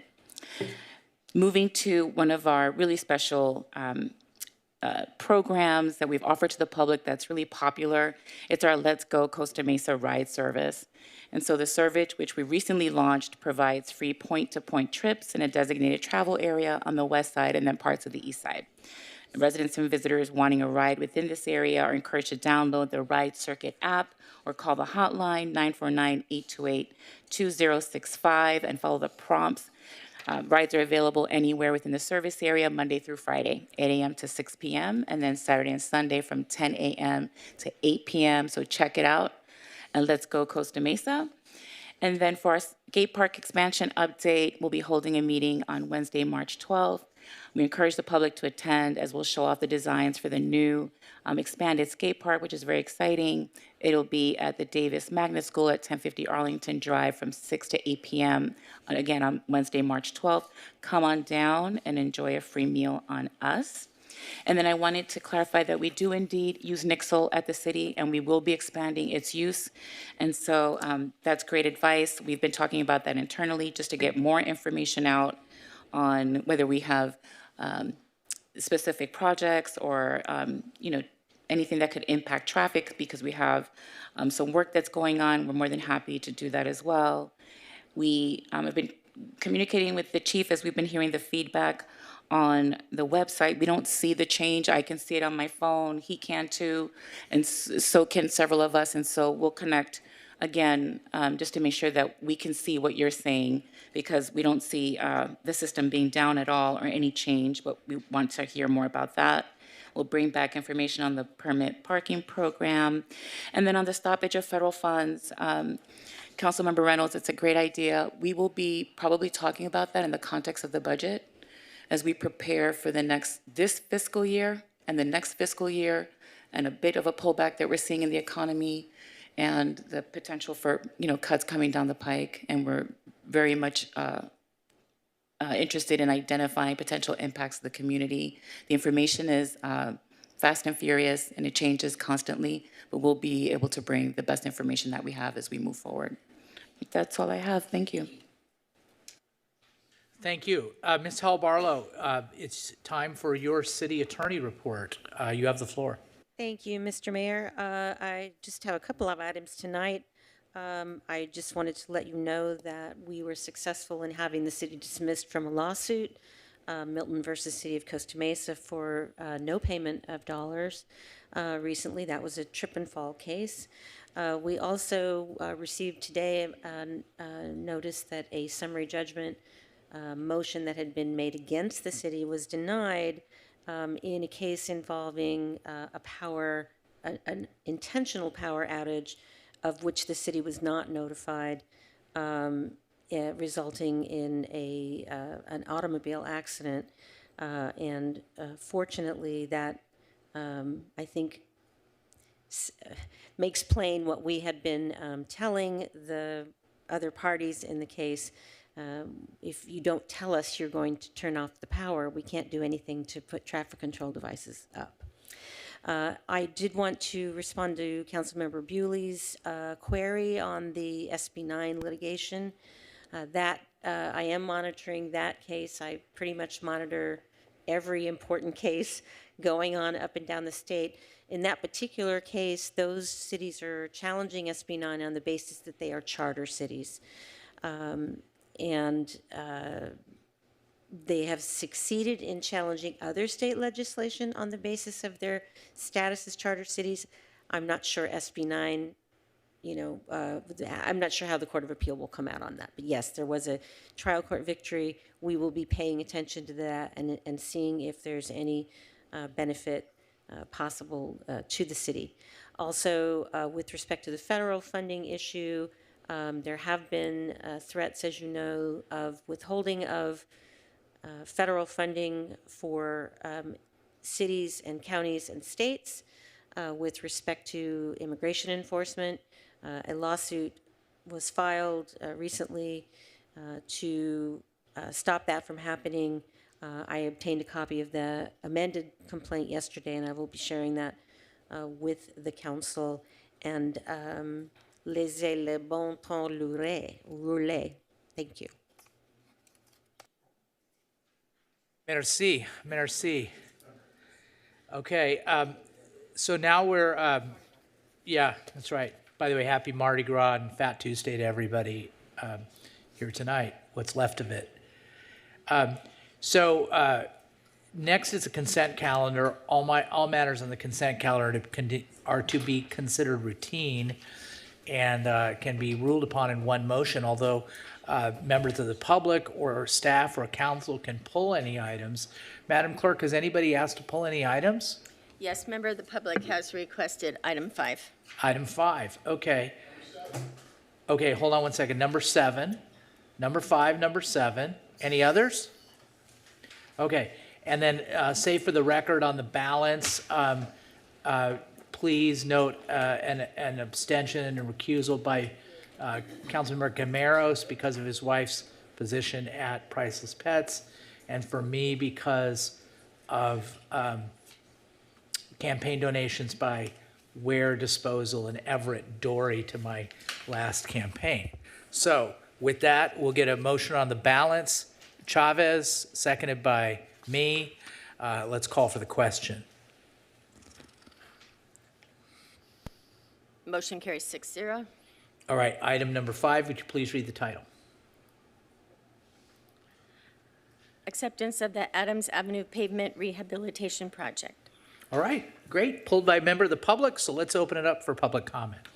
Ms. Tanaka, you have the floor. On September 14th, 2023, the PACS Commission received a report by Pace Engineering disclosing that due to substantial cracks in their liners, the Tewinkle Lakes were leaking approximately 8 million gallons of water annually. That's equivalent to a full-sized Olympic swimming pool every month. Fast forward almost 18 months, and this project still does not have a contractor. When the project was out to bid in early 2024, it attracted only one bid, and the quote was for more than double of the project's anticipated $2 million cost.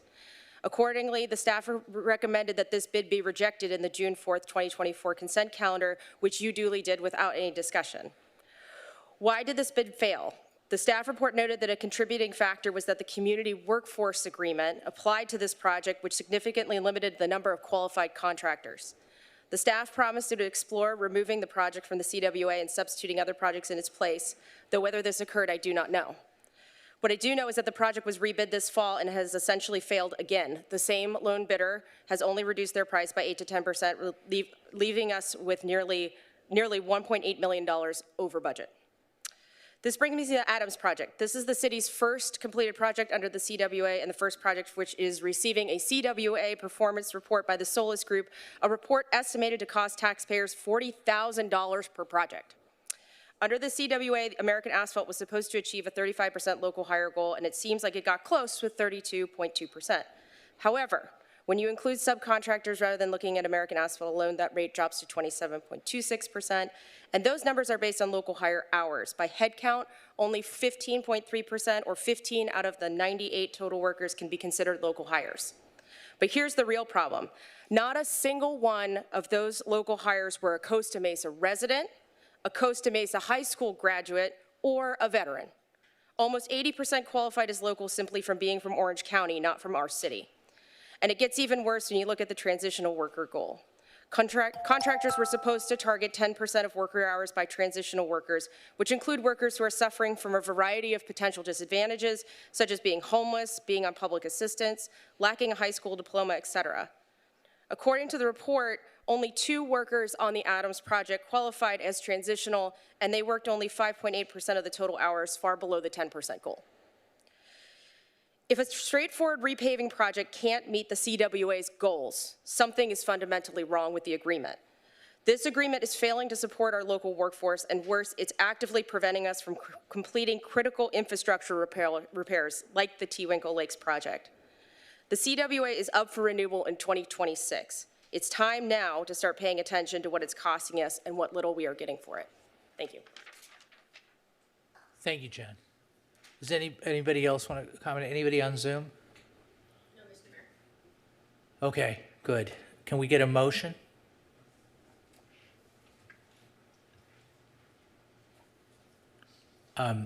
Councilmember Gameros, is your motion to approve? Motion to approve. Do you have anything to say in support of your motion? Okay, I seconded it, so let's call for the question.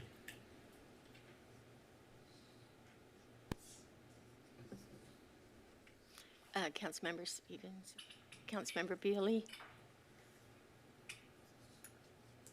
Thank you. Motion carries 5-1 with Councilmember Pettis voting no. Okay, so now we're up to a member of the public pulled 7, item number 7. So Mr. could you Mayor- please read the title? Thank you. This is replacement of the chiller units at City Hall. Replacement of the chiller units. Let's open it up to public comment.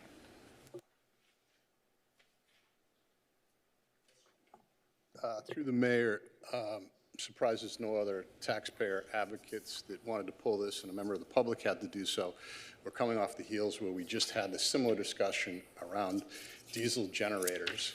This is $500,000. I don't see anything in the staff report that says this was known and knowable, it was a part of the plan. Has anyone done the 24 weeks lead time? Right, do it in your head with me. End of summer. You're addressing air conditioning at the end of summer. So I just don't know why we continually have these expensive projects that come forward. And I also want to recognize how lucky the city is. They're going to go ahead and order this equipment with 24 lead time. They're confident that the city is going to approve their project. Members of the public in the private sector don't have that luxury. We have to wait for city approval to see if they're going to course correct us or do something. So once we then wait for the glacial pace of government to approve our projects, then we have to wait for these 24-week lead times. It was interesting, I was on Tessa today and just kind of looked around and said, hey, I wonder if I can find anything about the city's permits and the status. I don't think the city has to go through the same process that the private sector does. You really want to fix this process? Make the city go through third-party review. Make them go through some sort of review so that the city understands the pain that they inflict on applicants. But as a taxpayer, I'm just concerned. Nobody was going to pull this and talk about this. This is a clear pattern of behavior that we keep coming forward with fairly expensive projects that don't appear to be outlined as they're known and knowable and part of the budget, right? Is this an emergency? Was this part of a plan? And why are you doing AC at the end of the summer, right? Come on, advocate for the taxpayers. The way that the city council is spending money is very concerning. A lot of bodies have been added here at City Hall. We have consultants coming left, right, and center. And I don't think anyone has the taxpayer in mind here. So just wanted to bring that to your attention. Again, I'm disappointed that a member of the public had to pull this item. Thank you. Thank you very much. Yes, sir. I would also agree if it's possible not to vote on this one or vote no. In light of the $500 million of debt the city has, which is probably closer to $750 million if you include the 200 basis point miscalculation, which really increases that debt substantially. The city has to be ready for the next recession because the next recession could bankrupt the city, and that would be a major detriment to any city employees or depending on their pensions to give them income. So if it's possible to pull this, I was also looking through the check register and the expenses. I saw a Long Beach BMW payment.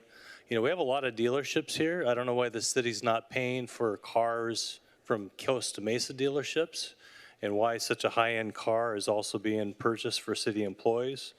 Also saw a Ford Escape Hybrid for $37,000 was purchased down in Santa Margarita. Again, we have a Ford dealership here in Harbor. Why is the city not paying its business to help out local businesses? So again, if we could not fund this and instead attribute these monies more towards the debt, I'd appreciate it. Thank you. Thank you, sir. Anybody on Zoom? All right, close public comment. Can we get a motion, please? Councilmember Reynolds? Staff recommendation. Second. Second by Chavez. Any comment on your motion, Councilmember? No, I mean, I'll just remind the public of the facilities master plan that we're working on. I think we fully recognize that we have had an ad hoc approach to equipment replacement. We're still going to have that until we finish our facilities master plan. So we know there's a need for that. We're doing it. In the meantime, we do have to have reliable cooling setup for City Hall. Okay, good stuff. So let's just call for the question. Mayor? Oh, sorry. Go ahead, Councilmember. Thank you, Lee. I Mayor. didn't see you. Yeah, I just kind of wanted to echo Councilmember Reynolds.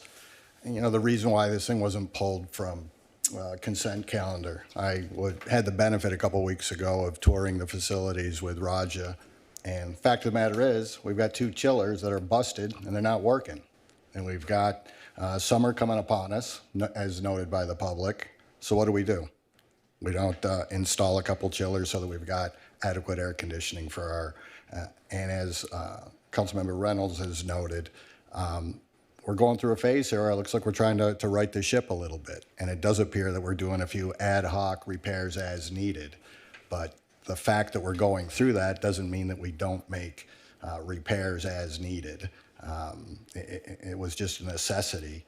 And yeah, possibly maybe bring it forward for public comment so that we can have some commentary on it. But quite frankly, it was a necessity and it's got my vote. Thank you. Let's call for the question.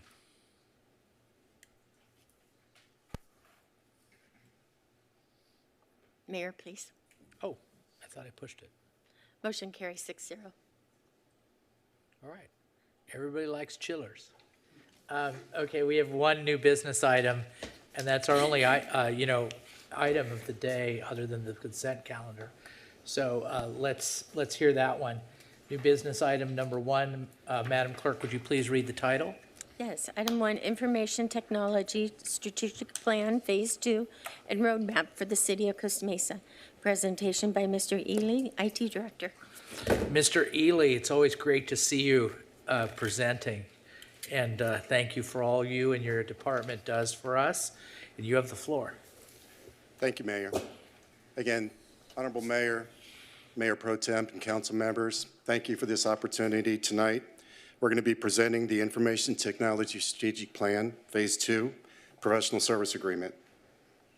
The information, just a little background, the Information Technology Strategic Plan, or ITSP as we're going to call it through this presentation, is a comprehensive multi-year plan to provide long-term guidance on how to maintain and replace the city's technology infrastructure, staffing, and programs.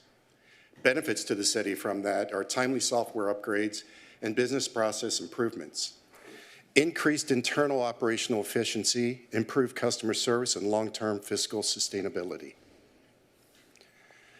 Third Wave Corporation Agreement, Phase 1, this was the first 5 years. Data gathering began with Third Wave Corporation February 1st, 2018, and ended January 31st, 2019.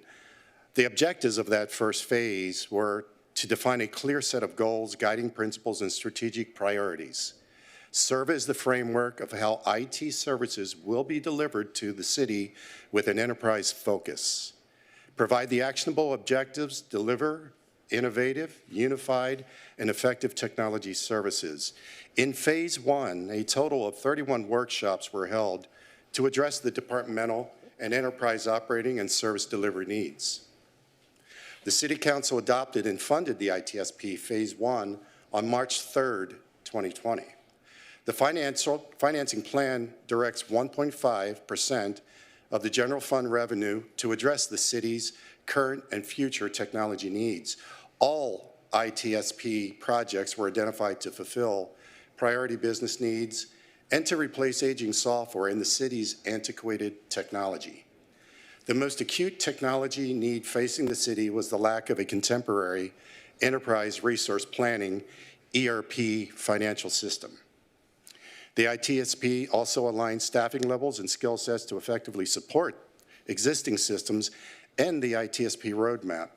A total of 9 new positions were called for in the plan. Some of the major project implementations I'm listing here: TESA, which we completed; Enterprise Resource Planning, which is in procurement stage right now; Public Safety Computer-Aided Dispatch Record Management System, our CAD-RMS, that's in preliminary planning right now. Our Office 365 assessment and implementation was completed. Our record management systems, Laserfish, is in preliminary planning. Voice over IP, VoIP, in progress, and 9 IT staff recruitments were completed. So the accomplishments in phase one, a total of 35 ITSP projects were singled out in phase one. 24, or 69% of those are complete. 13 of those ITSP projects are complete as of February 21st, 2025. 7, or 20% of those projects are currently in progress, and 4, or 11%, are in the planning phase. The following 13 ITSP projects that were completed: Development Services Land Management System, or TESA, our Code Enforcement Complaint Application, which is part of TESA, our AssetWorks Fleet Management System, which was a huge upgrade, our Electronic Agenda Management System, which we're operating from today, Legistar, our Police Department in-car video, which comprised of 70 units, our Police Department mobile data computers, which are 12 motorcycles, Fire and Rescue Department mobile data computers, 25 fire apparatus. We also had Information Technology Department physical security improvements to our computer room. We implemented the Office 365 assessment and implementation. We also implemented a desktop replacement program, and that was done in years 1, 2, and 3. And then we also implemented an email retention policy. The following 7 projects are in progress. Enterprise Resource Planning, our ERP software, which includes general ledger, accounts payable, accounts receivable, bank reconciliation, asset management, inventory. There's a purchasing module, there's a budget module, and there's a human resource module to this implementation. We also are working on disaster recovery plan, rewriting our plans and our business continuity plan for the city, and our computer replacement program, which is ongoing, which comprises of 1,167 devices. We also have a print managed services project that is going to help us replace copiers, outdated copiers, and we're going to save money for the city on that. The following 4 ITSP projects are in a planning stage. Our computer-aided dispatch record management system, or CAD-RMS, for police and fire. The Enterprise Geographical Information System, or GIS Master Plan. Our Enterprise Records Management System, or Laserfish. And then also Telephone System Voice over Internet Protocol, which is VoIP, but that's all of our equipment for phones. Third Wave Corporation, Phase 2 Professional Service Agreement. Third Wave Corporation, the benefits to Third Wave. Unique patented rapid workflow process used in phase 1 to draft as-is to-be business processes. Basically what they did was we went into a department and we looked at how every process that department, what it is, and then we mapped it out. It's like a blueprint of the process. So what we can do at that point is take those blueprints, and then when we get ready to talk to vendors or some architects, we can show them our workflows, and then we can say, look, this is how we do business today. What can you do for the city? How can you make this better? And so those blueprints have been a godsend. They've really worked with TESA. These processes are currently in use and will fast track the projects. They're highly recommended by other municipal IT departments across California. Third Wave is just phenomenal, really highly recommended in this space. Third Wave has 35 years of experience. And then Costa Mesa is leveraging the recently approved Marion County's contract with Third Wave Corporation for best pricing. It's a co-op agreement. Scope of Phase 2 is, Phase 2 will be the result of a second comprehensive citywide assessment of the city's IT needs for software not included in Phase 1, and a financial plan to eventually replace all systems upon the end of their useful life. The IT Phase 2 will identify any systems or software not included in the original plan, summarize current business requirements by departments, include project management tasks, project coordination, and monthly reports. We're going to prioritize ITSP initiatives for the next 5 years. We're going to develop a 5-year budget estimate by year, cost amortization for future projects, and eventual replacement schedules. We're going to include funding plans for replacing existing major systems in the future years. And we're going to develop an ITSP implementation timeline.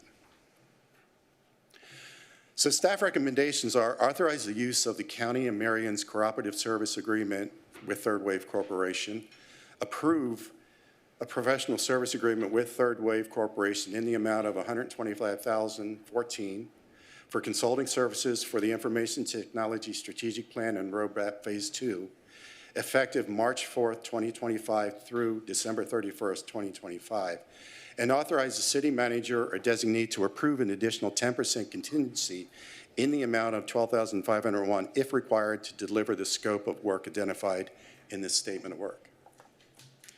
And that is the end of my presentation. I can take your questions. Council, questions for Director Ely? Yes, Councilmember Reynolds. Yeah, thank you for the report. I have a few questions. Apologies for not getting these to you in advance. But one of the things that I expected to see in here, and I don't, is where we get input from council or the public on the next 5 years of ITSP priorities. I saw, I think it's phase 2 in the scope where there's, focus groups and staff, interviews with department heads, a survey, all of that makes tons of sense. But it feels like a missing piece to not get input from the community on services that people want to see, right? We heard some comments during public comment about, the interface for our crime log. That seems in scope. 5 or 6 years ago when we initiated this, we had discussions about public Wi-Fi facilities. Where do we want to prioritize that? I've always been interested in sort of an online reservation system for our community rooms, for example. And so I think this is the place where those come into play, but I didn't see anywhere in the scope where that kind of input is collected. Can you respond to that? Yes, thank you, Council Member. So in phase 1, when we initially put the phase 1 ITSP together, there was a survey that went out to the public, and we did get input from the public that we put in there. I did not put it in the presentation, but that was actually completed. Okay, so public input would be 5 years old at this point, right? Right. So what we're going to do is would it be to repeat that? Because I do think a lot has changed. We've gone through COVID since then. Yeah. And by the way, this wasn't a 5-year plan. We did all this in 4 years because it was awarded March 3rd, 2020, and like the next week we were shut down for about a year, so we didn't get anything done. Right. No equipment shipped, no vendors to talk to, nothing. So it was about a 4-year plan. But we are going to include that in phase 2 to reach out to the public to get their input. Is that something that needs to be added to the scope? Because I didn't see it explicitly in the scope. I believe it's going to be part of the scope. I have Roy Hernandez here, who is the owner of Third Wave Corporation, that could actually, step up and talk about that particular module that we have in that ITSP. Okay. If you would like that. Yes, and I'll just reiterate the question again, if there's someone in the back who needs to hear. Yeah, I'm interested. So if one of the outcomes of this project, which is what I understand to be setting the city's priorities for the next 5 years of IT-related upgrades, where and how are we taking public input and also council member input on what we'd like to see among those priorities? Sure. Good evening, everybody. Pleasure to be here. Yeah, that's a really good question. Actually, we routinely do community outreach when we do these projects. Sometimes cities ask for it, sometimes they don't. We typically recommend it. We are very well versed in having community workshops, outreach. We do community services. Yeah, so this is something that can be easily added. It's not a big cost item, and we would be delighted to do it. We actually like to do it, and in fact, listening to some of the comments made here tonight kind of got me kind of excited to say, we really need to reach out to the community and get that input. Council members, if you guys want to be part of the interview process, that's an easy one to add. Okay. So it's easy. And to clarify, that's not explicitly in the scope now, that would need to be added to the scope. I don't have this, I apologize because I do not have the scope memorized, but if it isn't, it could be easy. It would be easy to add. What we typically do with the community outreach, we can have 3 types of workshops: community engagement, we can have business workshops for small and large businesses, and then we can also have community groups, homeowner associations, senior citizens, and those kinds of groups that are representing community organizations. But for example, each one is a 2-hour workshop. We're not talking about a lot of money here. We're talking about, literally 2 to 4 days of work. Yeah. Okay.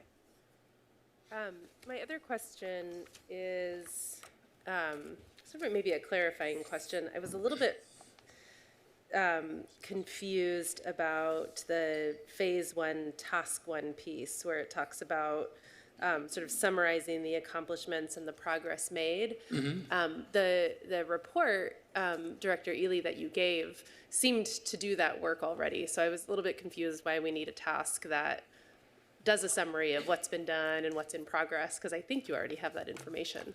Why do we need this Task 1? Because that was part of third wave scope. It was part of what, they'll look at, since they did the previous 5 years, part of their scope was to make sure when you go back and do an assessment and report back to the council of what we've done. We took the initiative and kind of already did that in our presentation, but that's just part of the scope, to do that assessment of Phase 1. Okay. Okay. Did I answer your question? Yeah, I'm trying to remember off the top of my head. It's something in the range of $20,000 to $30,000. Is it just to repeat what's already been done? It is to look at everything that we've done, look at the costs, look at the, what the actual costs were, right? And to be able to report back to that, back to the council about that. Okay. As a part of the presentation. Okay.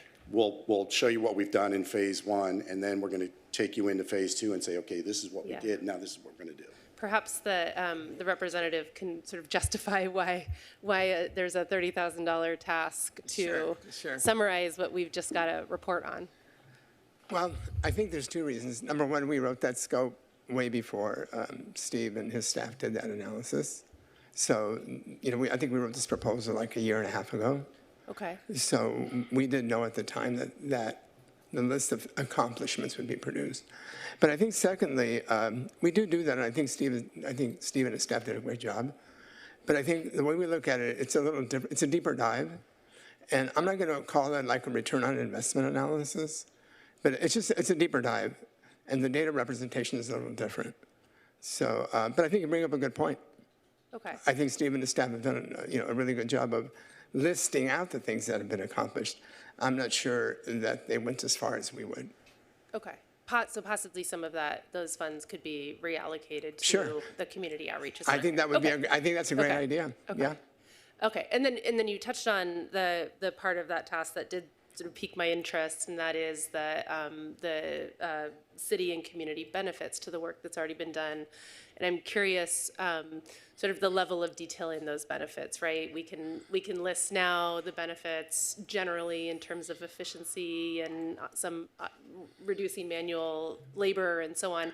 Are you going to be quantifying benefits, like how many hours are saved from some of these changes? What level of detail are we getting on the benefits? Okay, so here's how it works. Steve mentioned the workshops. I don't have the number memorized, but out of the 30 or so workshops that we did, I think we identified something like 1,200 potential benefits. 1,200 across the city and for the community. So when I say we do a deeper dive, that's what I'm talking about. So what we do is we go back and we look at that data. This is a very data-driven methodology. So we go back and we might look at those 1,200 potential benefits, and we'll look at what the city accomplished, and then we'll go back and start mining the data to see where the projects that were completed actually made that difference. because that we do have documented. So that's the kind of assessment that we were talking about when we do a deeper dive. And I wouldn't call it a cost-benefit analysis because the fact is that unless we collected hours and dollars cost in the initial project, you can't do a cost-benefit analysis. But what we can do is we can quantify at some level the benefits that were achieved through the systems that were implemented. That we can do if we draw upon the initial data we collected. Right. But if we didn't collect dollars and cents, we cannot do a true cost-benefit analysis. Okay. But we do have a lot of data. Okay. I guess my question for the city manager to think about as we go through public comments is sort of here, I understand this to be a fixed fee contract. It is. And so I'm sort of hearing that, that contract was, or the scope was designed a year and a half ago or so, and we've already done some of the work now. I want to make sure we're not paying for work that's already been done. So just sort of how would we make those adjustments if we want to reallocate those funds to some additional work? Right, your point's well taken. We actually had an extensive conversation about this earlier today. Oh, okay. And a couple of weeks ago, just looking at the original scope, kind of where we are today, which is a little different, and then moving forward. So I think we'll be able to work with Third Wave to be able to kind of pull back on the areas where we feel like we've already gained some ground, and then refocus some of the funds to more of that community outreach. And I do like the cost-benefit analysis feature, though, and maybe for the major implementations, TESA, ERP, once it gets done, right? Because those are multi-million-dollar, multi-year projects, and we want to be able to document all the benefits across the board in terms of internal operational efficiencies, better audit outcomes, better transparency and innovation, all of those things, I think would be good just for us to have and document for posterity's sake. But I agree with you that that original estimate for kind of the look back can be restructured to do more of the collective community engagement, city council, and hearing from you, what kind of technology would you like to see as well? Right. Okay, thanks. Those are my questions. Councilmember Bewley. Thank you, Mayor Stevens. A couple questions. First, to kind of make sure I'm framing things properly. When we say this is a citywide master plan, it's not just the compound, what I call the City Hall compound police department here. It's all the satellite facilities as well? It is everything. Our network runs here at City Hall, Corp Yard, all of our remote sites, PD, all fire stations, dispatch, everything. Okay. And then I'm no technological genius, but like anyone, I'm following AI and ChatGPT and DeepSeek and Grok 3, and every 6 months it seems that there's a complete earth-shattering exponential growth in technology. And the $64 question I've got, we're looking out 5 years and trying to budget 5 years out and try to predict 5 years out. How can you assure me that this report that we're spending money on today isn't going to be obsolete 12 months from now? I'm convinced. Yeah, I'm convinced that you guys will identify the areas that definitely need upgrades. But how can you guys be comfortable that your predictions going out 5 years are not going to be? And maybe I was a little facetious saying 12 months. Give me 2 years or 3 years. Okay. Well, we know that because the first plan that we didn't go out of date in 12 months. It's been effective for 6 years. Yeah. Well. And it seems to me, though, the growth in technology over the last 6 years has grown exponentially in the last couple of years. I would agree. It keeps picking up speed. Yes. So here's the deal. The only thing that we can do, and this is a part of our patented methodology, the only thing that we can do is ask staff, what do you do? How do you do it? What challenges do you have? What tools do you have? Or what tools do you need? In order to improve internal operational efficiencies and provide extraordinary services to this community, okay, we have to go to the source, okay? We take that data, and then we look at the horizon, the IT horizon, and everything that's happening and coming, and we try to map the needs to what's coming. And we've been doing this for 35 years. We've done 200 cities in 27 states and Canada. So I think we have a fairly good feel where technology is going, including AI. But the fact of the matter is, we don't have a crystal ball. Yeah, I'm not trying to change anybody's business model, but just hear me out and tell me where I'm wrong. Okay. It seems an effective aspect of this approach is to identify where our shortcomings are and definitely what we need. And then I would imagine in part of this budgeting process, we can prioritize where our most significant needs are and where we need to budget to get that taken care of first. Yeah, in fact, I'm sorry. I'll just finish my hypothetical here, and then I'll give you the floor. So we prioritize, and we pick number one, and then we go out to vendors and we address number one, rather than try to guess what the technology is going to look like 3 to 4 years from now. So it seems the effective aspect of this this contract that we're reviewing today is the identity of what our needs are. And I'm just not convinced, but go ahead and convince me why projecting out 5 years when we get to the 8th item on our priority list, that technology is even going to be there. Okay. Well, I don't have a crystal ball, but I have a firm full of, and I'm going to call them young, talented individuals because they're from the current generation, and I'm from the older generation. But part of our job, and it really is part of our ongoing job, is to assess and research emerging technologies. So I'd say 25% of our time is spent on researching emerging technologies. And my job is to literally be that crystal ball, is to try to predict. 2 years is not tough. 3 years, the way things are changing, including AI, it starts getting fuzzy. 5 years, nobody can predict 5 years. But what we can do is we can identify the needs of the city, and you said it, and prioritize those initiatives. Because even if you had all the money in the world, if we came up with 30 projects, and you had all the money in the world, you couldn't do them in 1 year. You couldn't do them in 2. Even if you had all the money in the world, it would be disruptive. You wouldn't get any work done. So it makes sense, not only fiscally, but in terms of practical terms, to take those initiatives and spread them out as to not be disruptive to the city or your community, right? Now, what we recommend is that every 2 years, the IT strategic plan be revisited because of the point you bring up, because priorities change. The economy changes. Pandemics hit. Acts of God. Things change. Just not technology.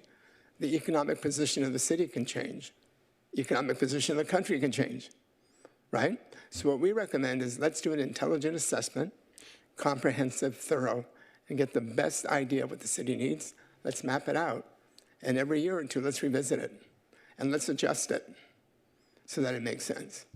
Financial sense, technology sense, and community sense. And it begs the question with your comment there. So in 2 years, is this contract include in its price the update every 2 years? No. No.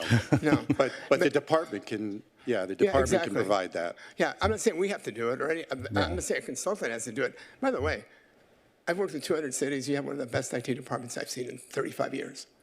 I have complete confidence that in 2 years, they could look at this and revisit it. It doesn't have to be a consultant, okay? But things do change. Let me give you an example, if I may, real quick. We did the IT strategic plan for the city of Pasadena like 5 years ago.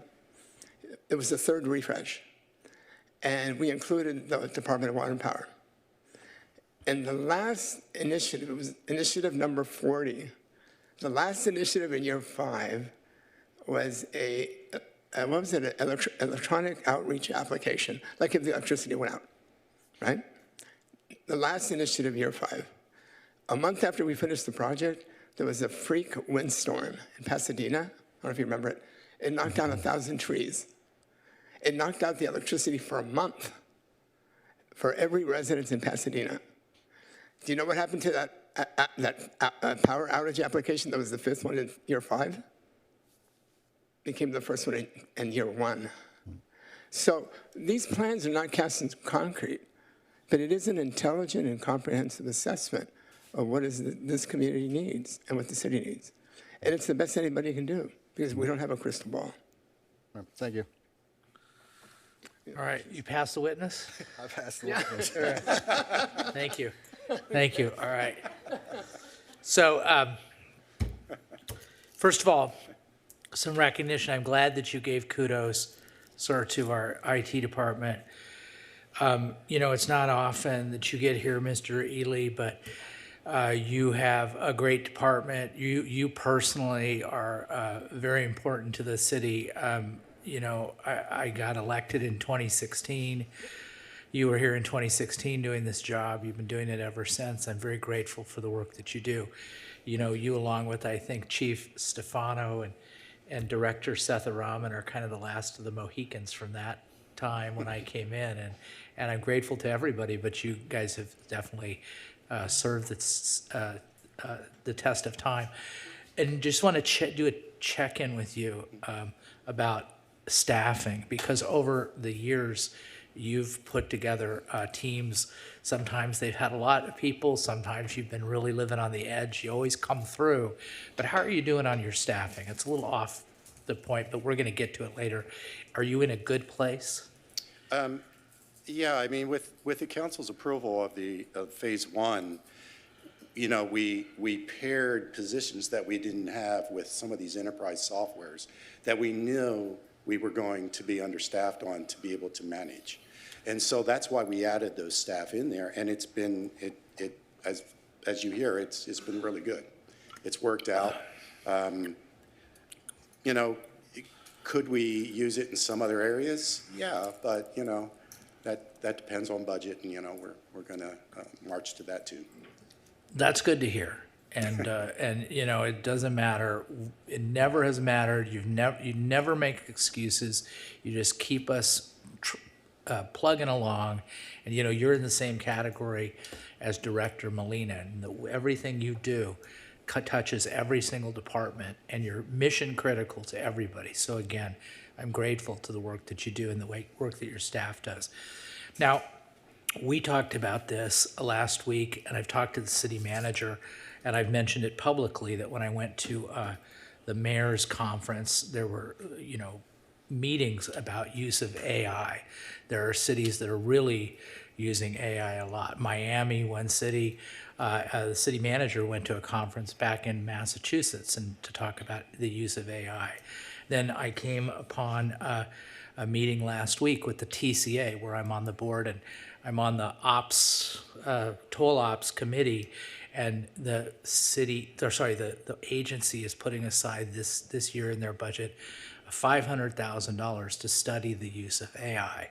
Okay, I've talked about with the city manager, and I think with you, about getting some type of maybe a study session to explore with a vendor, just to kind of like tell us what are our possibilities. So, I would like to see that. I like what our vendor said about AI, but I would really like to zero in on it. And I want to tell you guys a real application of AI. So remember earlier I said I wrote a staff report. I don't write a lot of staff reports, but I wrote that staff report in 30 minutes, okay? Maybe a record in the city of Costa Mesa for how fast a staff report can be written.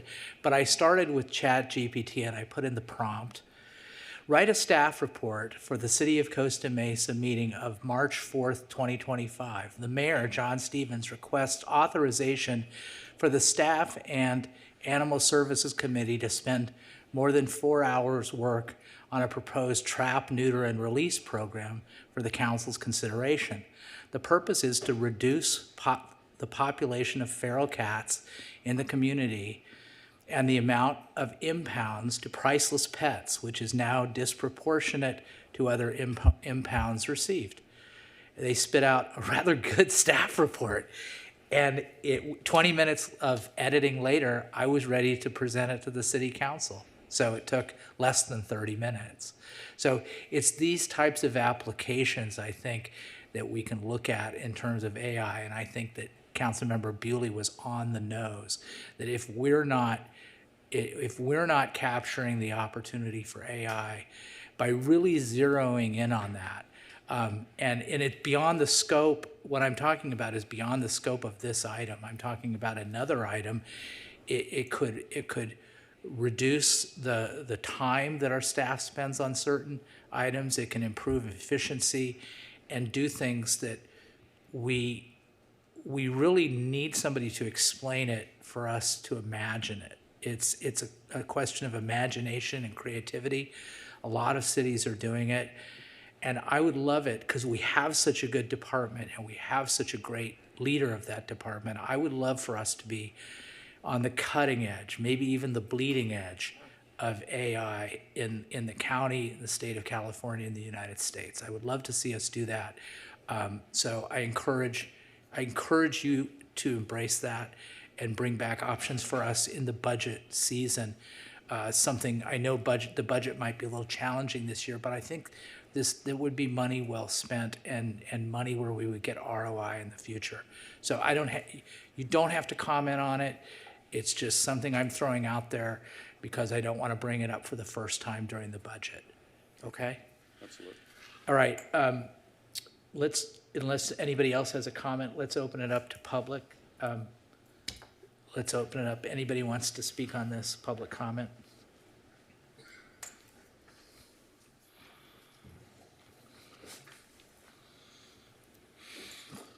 Yes, sir. Yes, sir.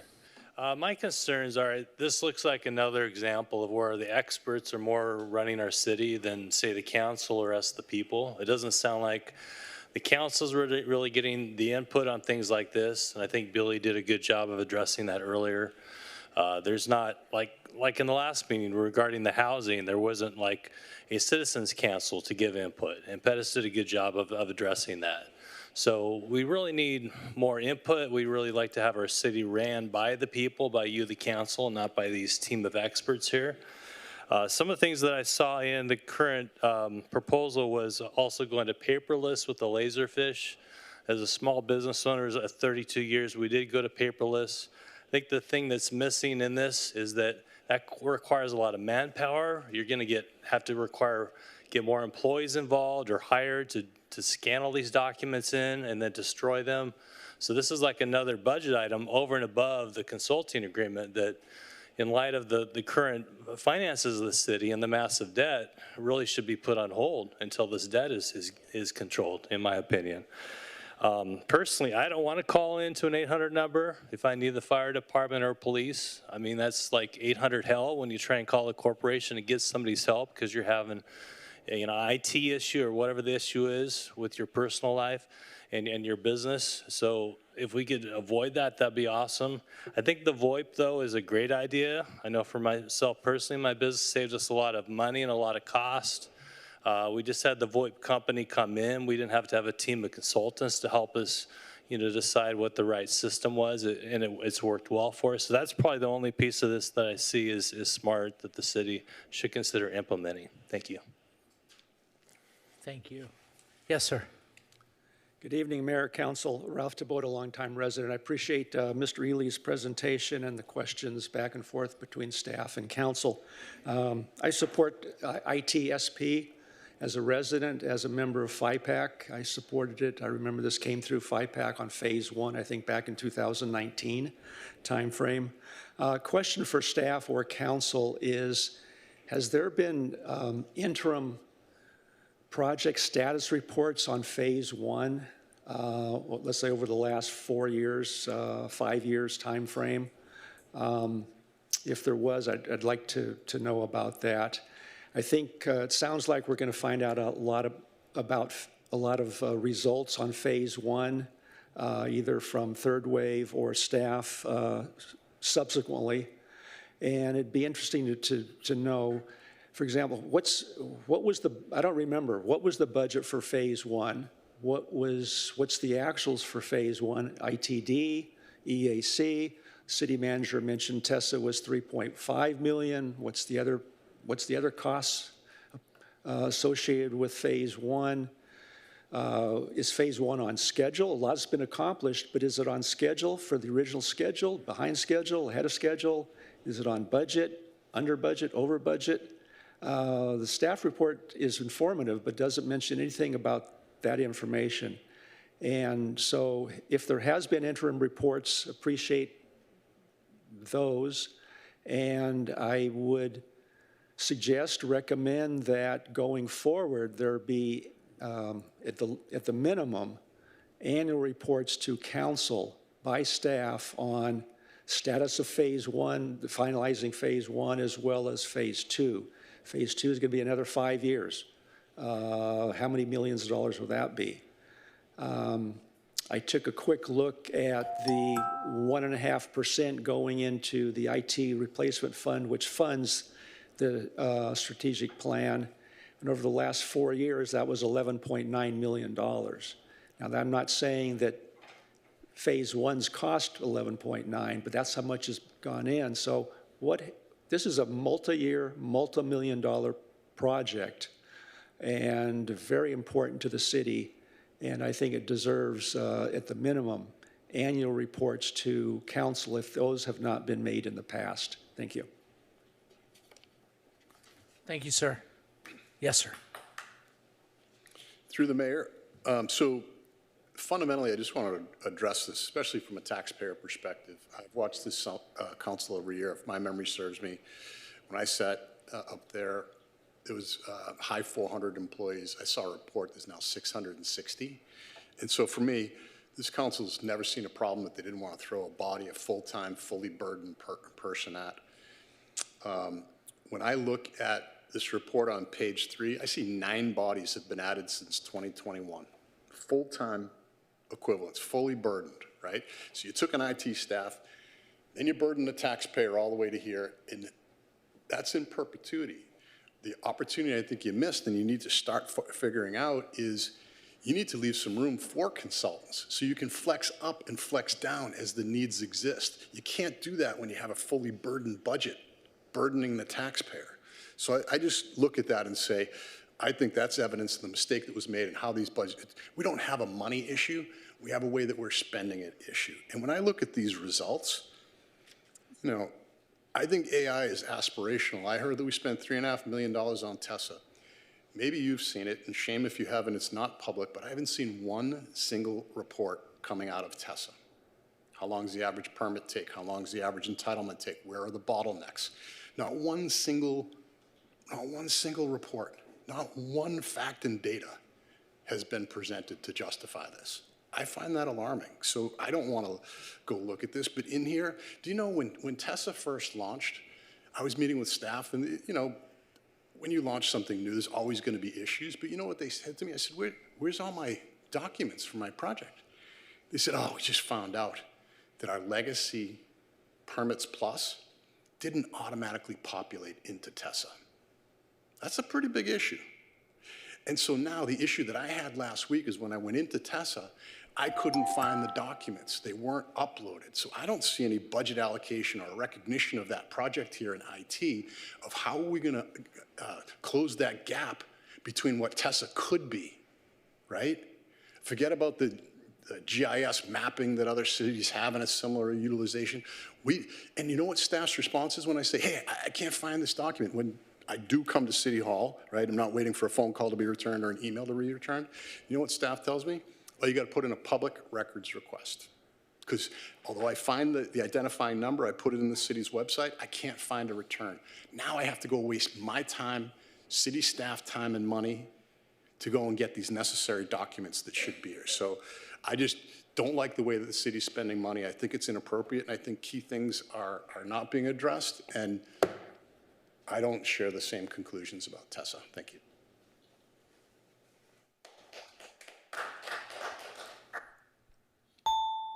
Hold on one second. Let me make sure your mic's on and you get enough time. Okay, we got your mic and you can go. Yeah. Thank you. I fully support updating the city's IT infrastructure. It's just my concern, though. At the last meeting in February, we updated the diesel generators, and then today's meeting, you approved the new cooling systems. It's just my hope that as we're replacing these IT systems and upgrading the infrastructure, that we're keeping a close eye, right, on these sensitive machines, that if anything were to go wrong with them, I would hope that we catch that early so that it doesn't end up costing more money later on. I'm sorry if that's not the most eloquent way of putting it, but and I just hope that if we can catch these things early, that we're being careful about it. Thank you. Thank you, sir. Anybody on Zoom? Okay, close public comment. All right, we get a motion from Councilmember Reynolds. What's your motion? Yeah, I'd like to move staff recommendation with the addition that staff work with the contractor to adjust the scope and funding allocation to replace any work already completed with activities to collect input from our resident and business community and city council. I'd like to second, but I can't second. Why can't you second? I'm not sure. My Oh, you can't? computer won't work, but. Oh, good, well, it's okay. Councilmember Gameros beat you to it. Okay, so do you want to speak to the motion? Yeah, I'll speak to it briefly, and I'll acknowledge that I'm always looking forward. I have to remind myself to look backwards, and through the discussion, I've been looking backwards a little bit and thinking, gosh, 6 years ago, where were we? And some of the things I know we're still working on, but I remember we had an unsupported payment system where, like, if it failed, we didn't even have people who could fix it because it was so far beyond what is sort of current software. I know I think our police officers were out doing like paper-based reporting. So every time they came back from an incident, they had to spend hours in the office like typing in all of their stuff. I think our finance team is still working in spreadsheets on our $300 million budget every year, right? I mean, there's just tons of manual paper-based stuff. And I really appreciate you going through the staff report to talk about all of the progress that's been made. I mean, we were so far behind in where we needed to be. Just absolutely necessary work. So the comments that this is not stuff we should be investing in is to me just absurd. These are absolutely necessary investments. It's nice to be in the place now where we get to talk about some more bells and whistles and enhancements and things to continue to improve. But we had just so much basic work that had to be done, and I was really happy to hear how much has been done. I do think I don't want to add more work, but I do think a little bit of sort of past and present acknowledgement of that, and I agree with the city manager's comments about trying to quantify what that means in terms of benefits would be really helpful. I obviously made the motion, fully support this work. I think of this as our sort of our facilities master plan, but for our IT infrastructure, something absolutely necessary for like basic functions that we need to have to support internal operations, but also to be able to make information accessible to our broader community. So I added to the motion what I think we've already heard support from council on is really wanting to make sure we're getting input from our resident and business community who utilize our systems. The more we can make information accessible, the less we're doing manual labor to respond to data requests. I think every council member will have input on things that we'd like to see too in terms of features. And among those, I know my comments would include, and I think what we should be thinking about is what kind of performance indicators or performance metrics we want to be able to report on in the future and make sure that we're setting up these systems to collect and be able to report on the necessary data to do that. So I'm excited about this. Thank you for all of the great work to date. And I'm happy to be on a council that's willing to continue to invest in our IT. Thank you. Councilmember Gameros, you seconded the motion. Do you have anything to say? I did. So a couple of things. First of all, I was seconding for Mayor Pro Tem Chavez since he couldn't get it done, but I do have a few things I'd like to say. First of all, I do support the motion. I think it's a great motion. Thank you. I do want to address the IT department. I think they're kind of like the hidden heroes. We really don't see them. They're literally behind locked doors. They do a lot of work. They're maintaining some old falling apart programs. And I know, as was stated earlier, we didn't even have backups. So it was kind of like duct tape and super glue keeping this thing together. And they did a great job. They still continue to do a great job. They're a great department. So I just want to thank them. I know that a lot of times we just want to click next and we expect the next page to open when we do that. And if it wasn't for them, that wouldn't happen. So thank you for letting us successfully click next. That's all I have. Great words. Councilmember Pettis. Just to be clear on Councilmember Reynolds' motion, so is it, you just want more information late? What's the actual specifics on your, how did you amend the motion? Just, are we holding off on voting for the consultant, or you just have some asks? Yeah, so the motion is accepting the recommendation from staff, but having staff adjust the scope of work, because the scope right now is, as you heard the discussion, has some stuff that's already been done. Okay. We don't need to pay for stuff that's already been done. Okay. But we would replace that with some additional work to make sure that we're getting input from our resident and business community and city council. Okay, thank you. Yeah. Mayor Pro Tem Chavez. Thank you, Mayor Stevens, and thank you, Councilmember Gameros, for seconding for me. Not sure why I couldn't make a motion, but staff, thank you for working on this IT plan. It's not lost on me that one of the first votes we took, my first year city council, was actually moving forward to funding this overhaul of our entire system. And it's really great to see how much we've improved, but how much more we have to improve, right? I remember talking to some firefighters who were using an outdated system. I know we've had to update our CRM internally, and now we have Tessa. And these are all things that we should be striving for the city. But what I'm most excited for is that we're finally looking at a way to consistently fund these projects. It's never good to be caught flat-footed, especially when it comes to infrastructure as vital as IT. In my eyes, IT is almost as valuable as public safety because it's the backbone of our entire city. So I'm really pleased that we're moving forward. I'm pleased that we've made a lot of good progress. But ultimately, as always, I'm happy that we're striving to become better and more efficient for our residents. So thank you for this presentation. Right. I think we've said it all. We have a motion and a second. Let's call for the question.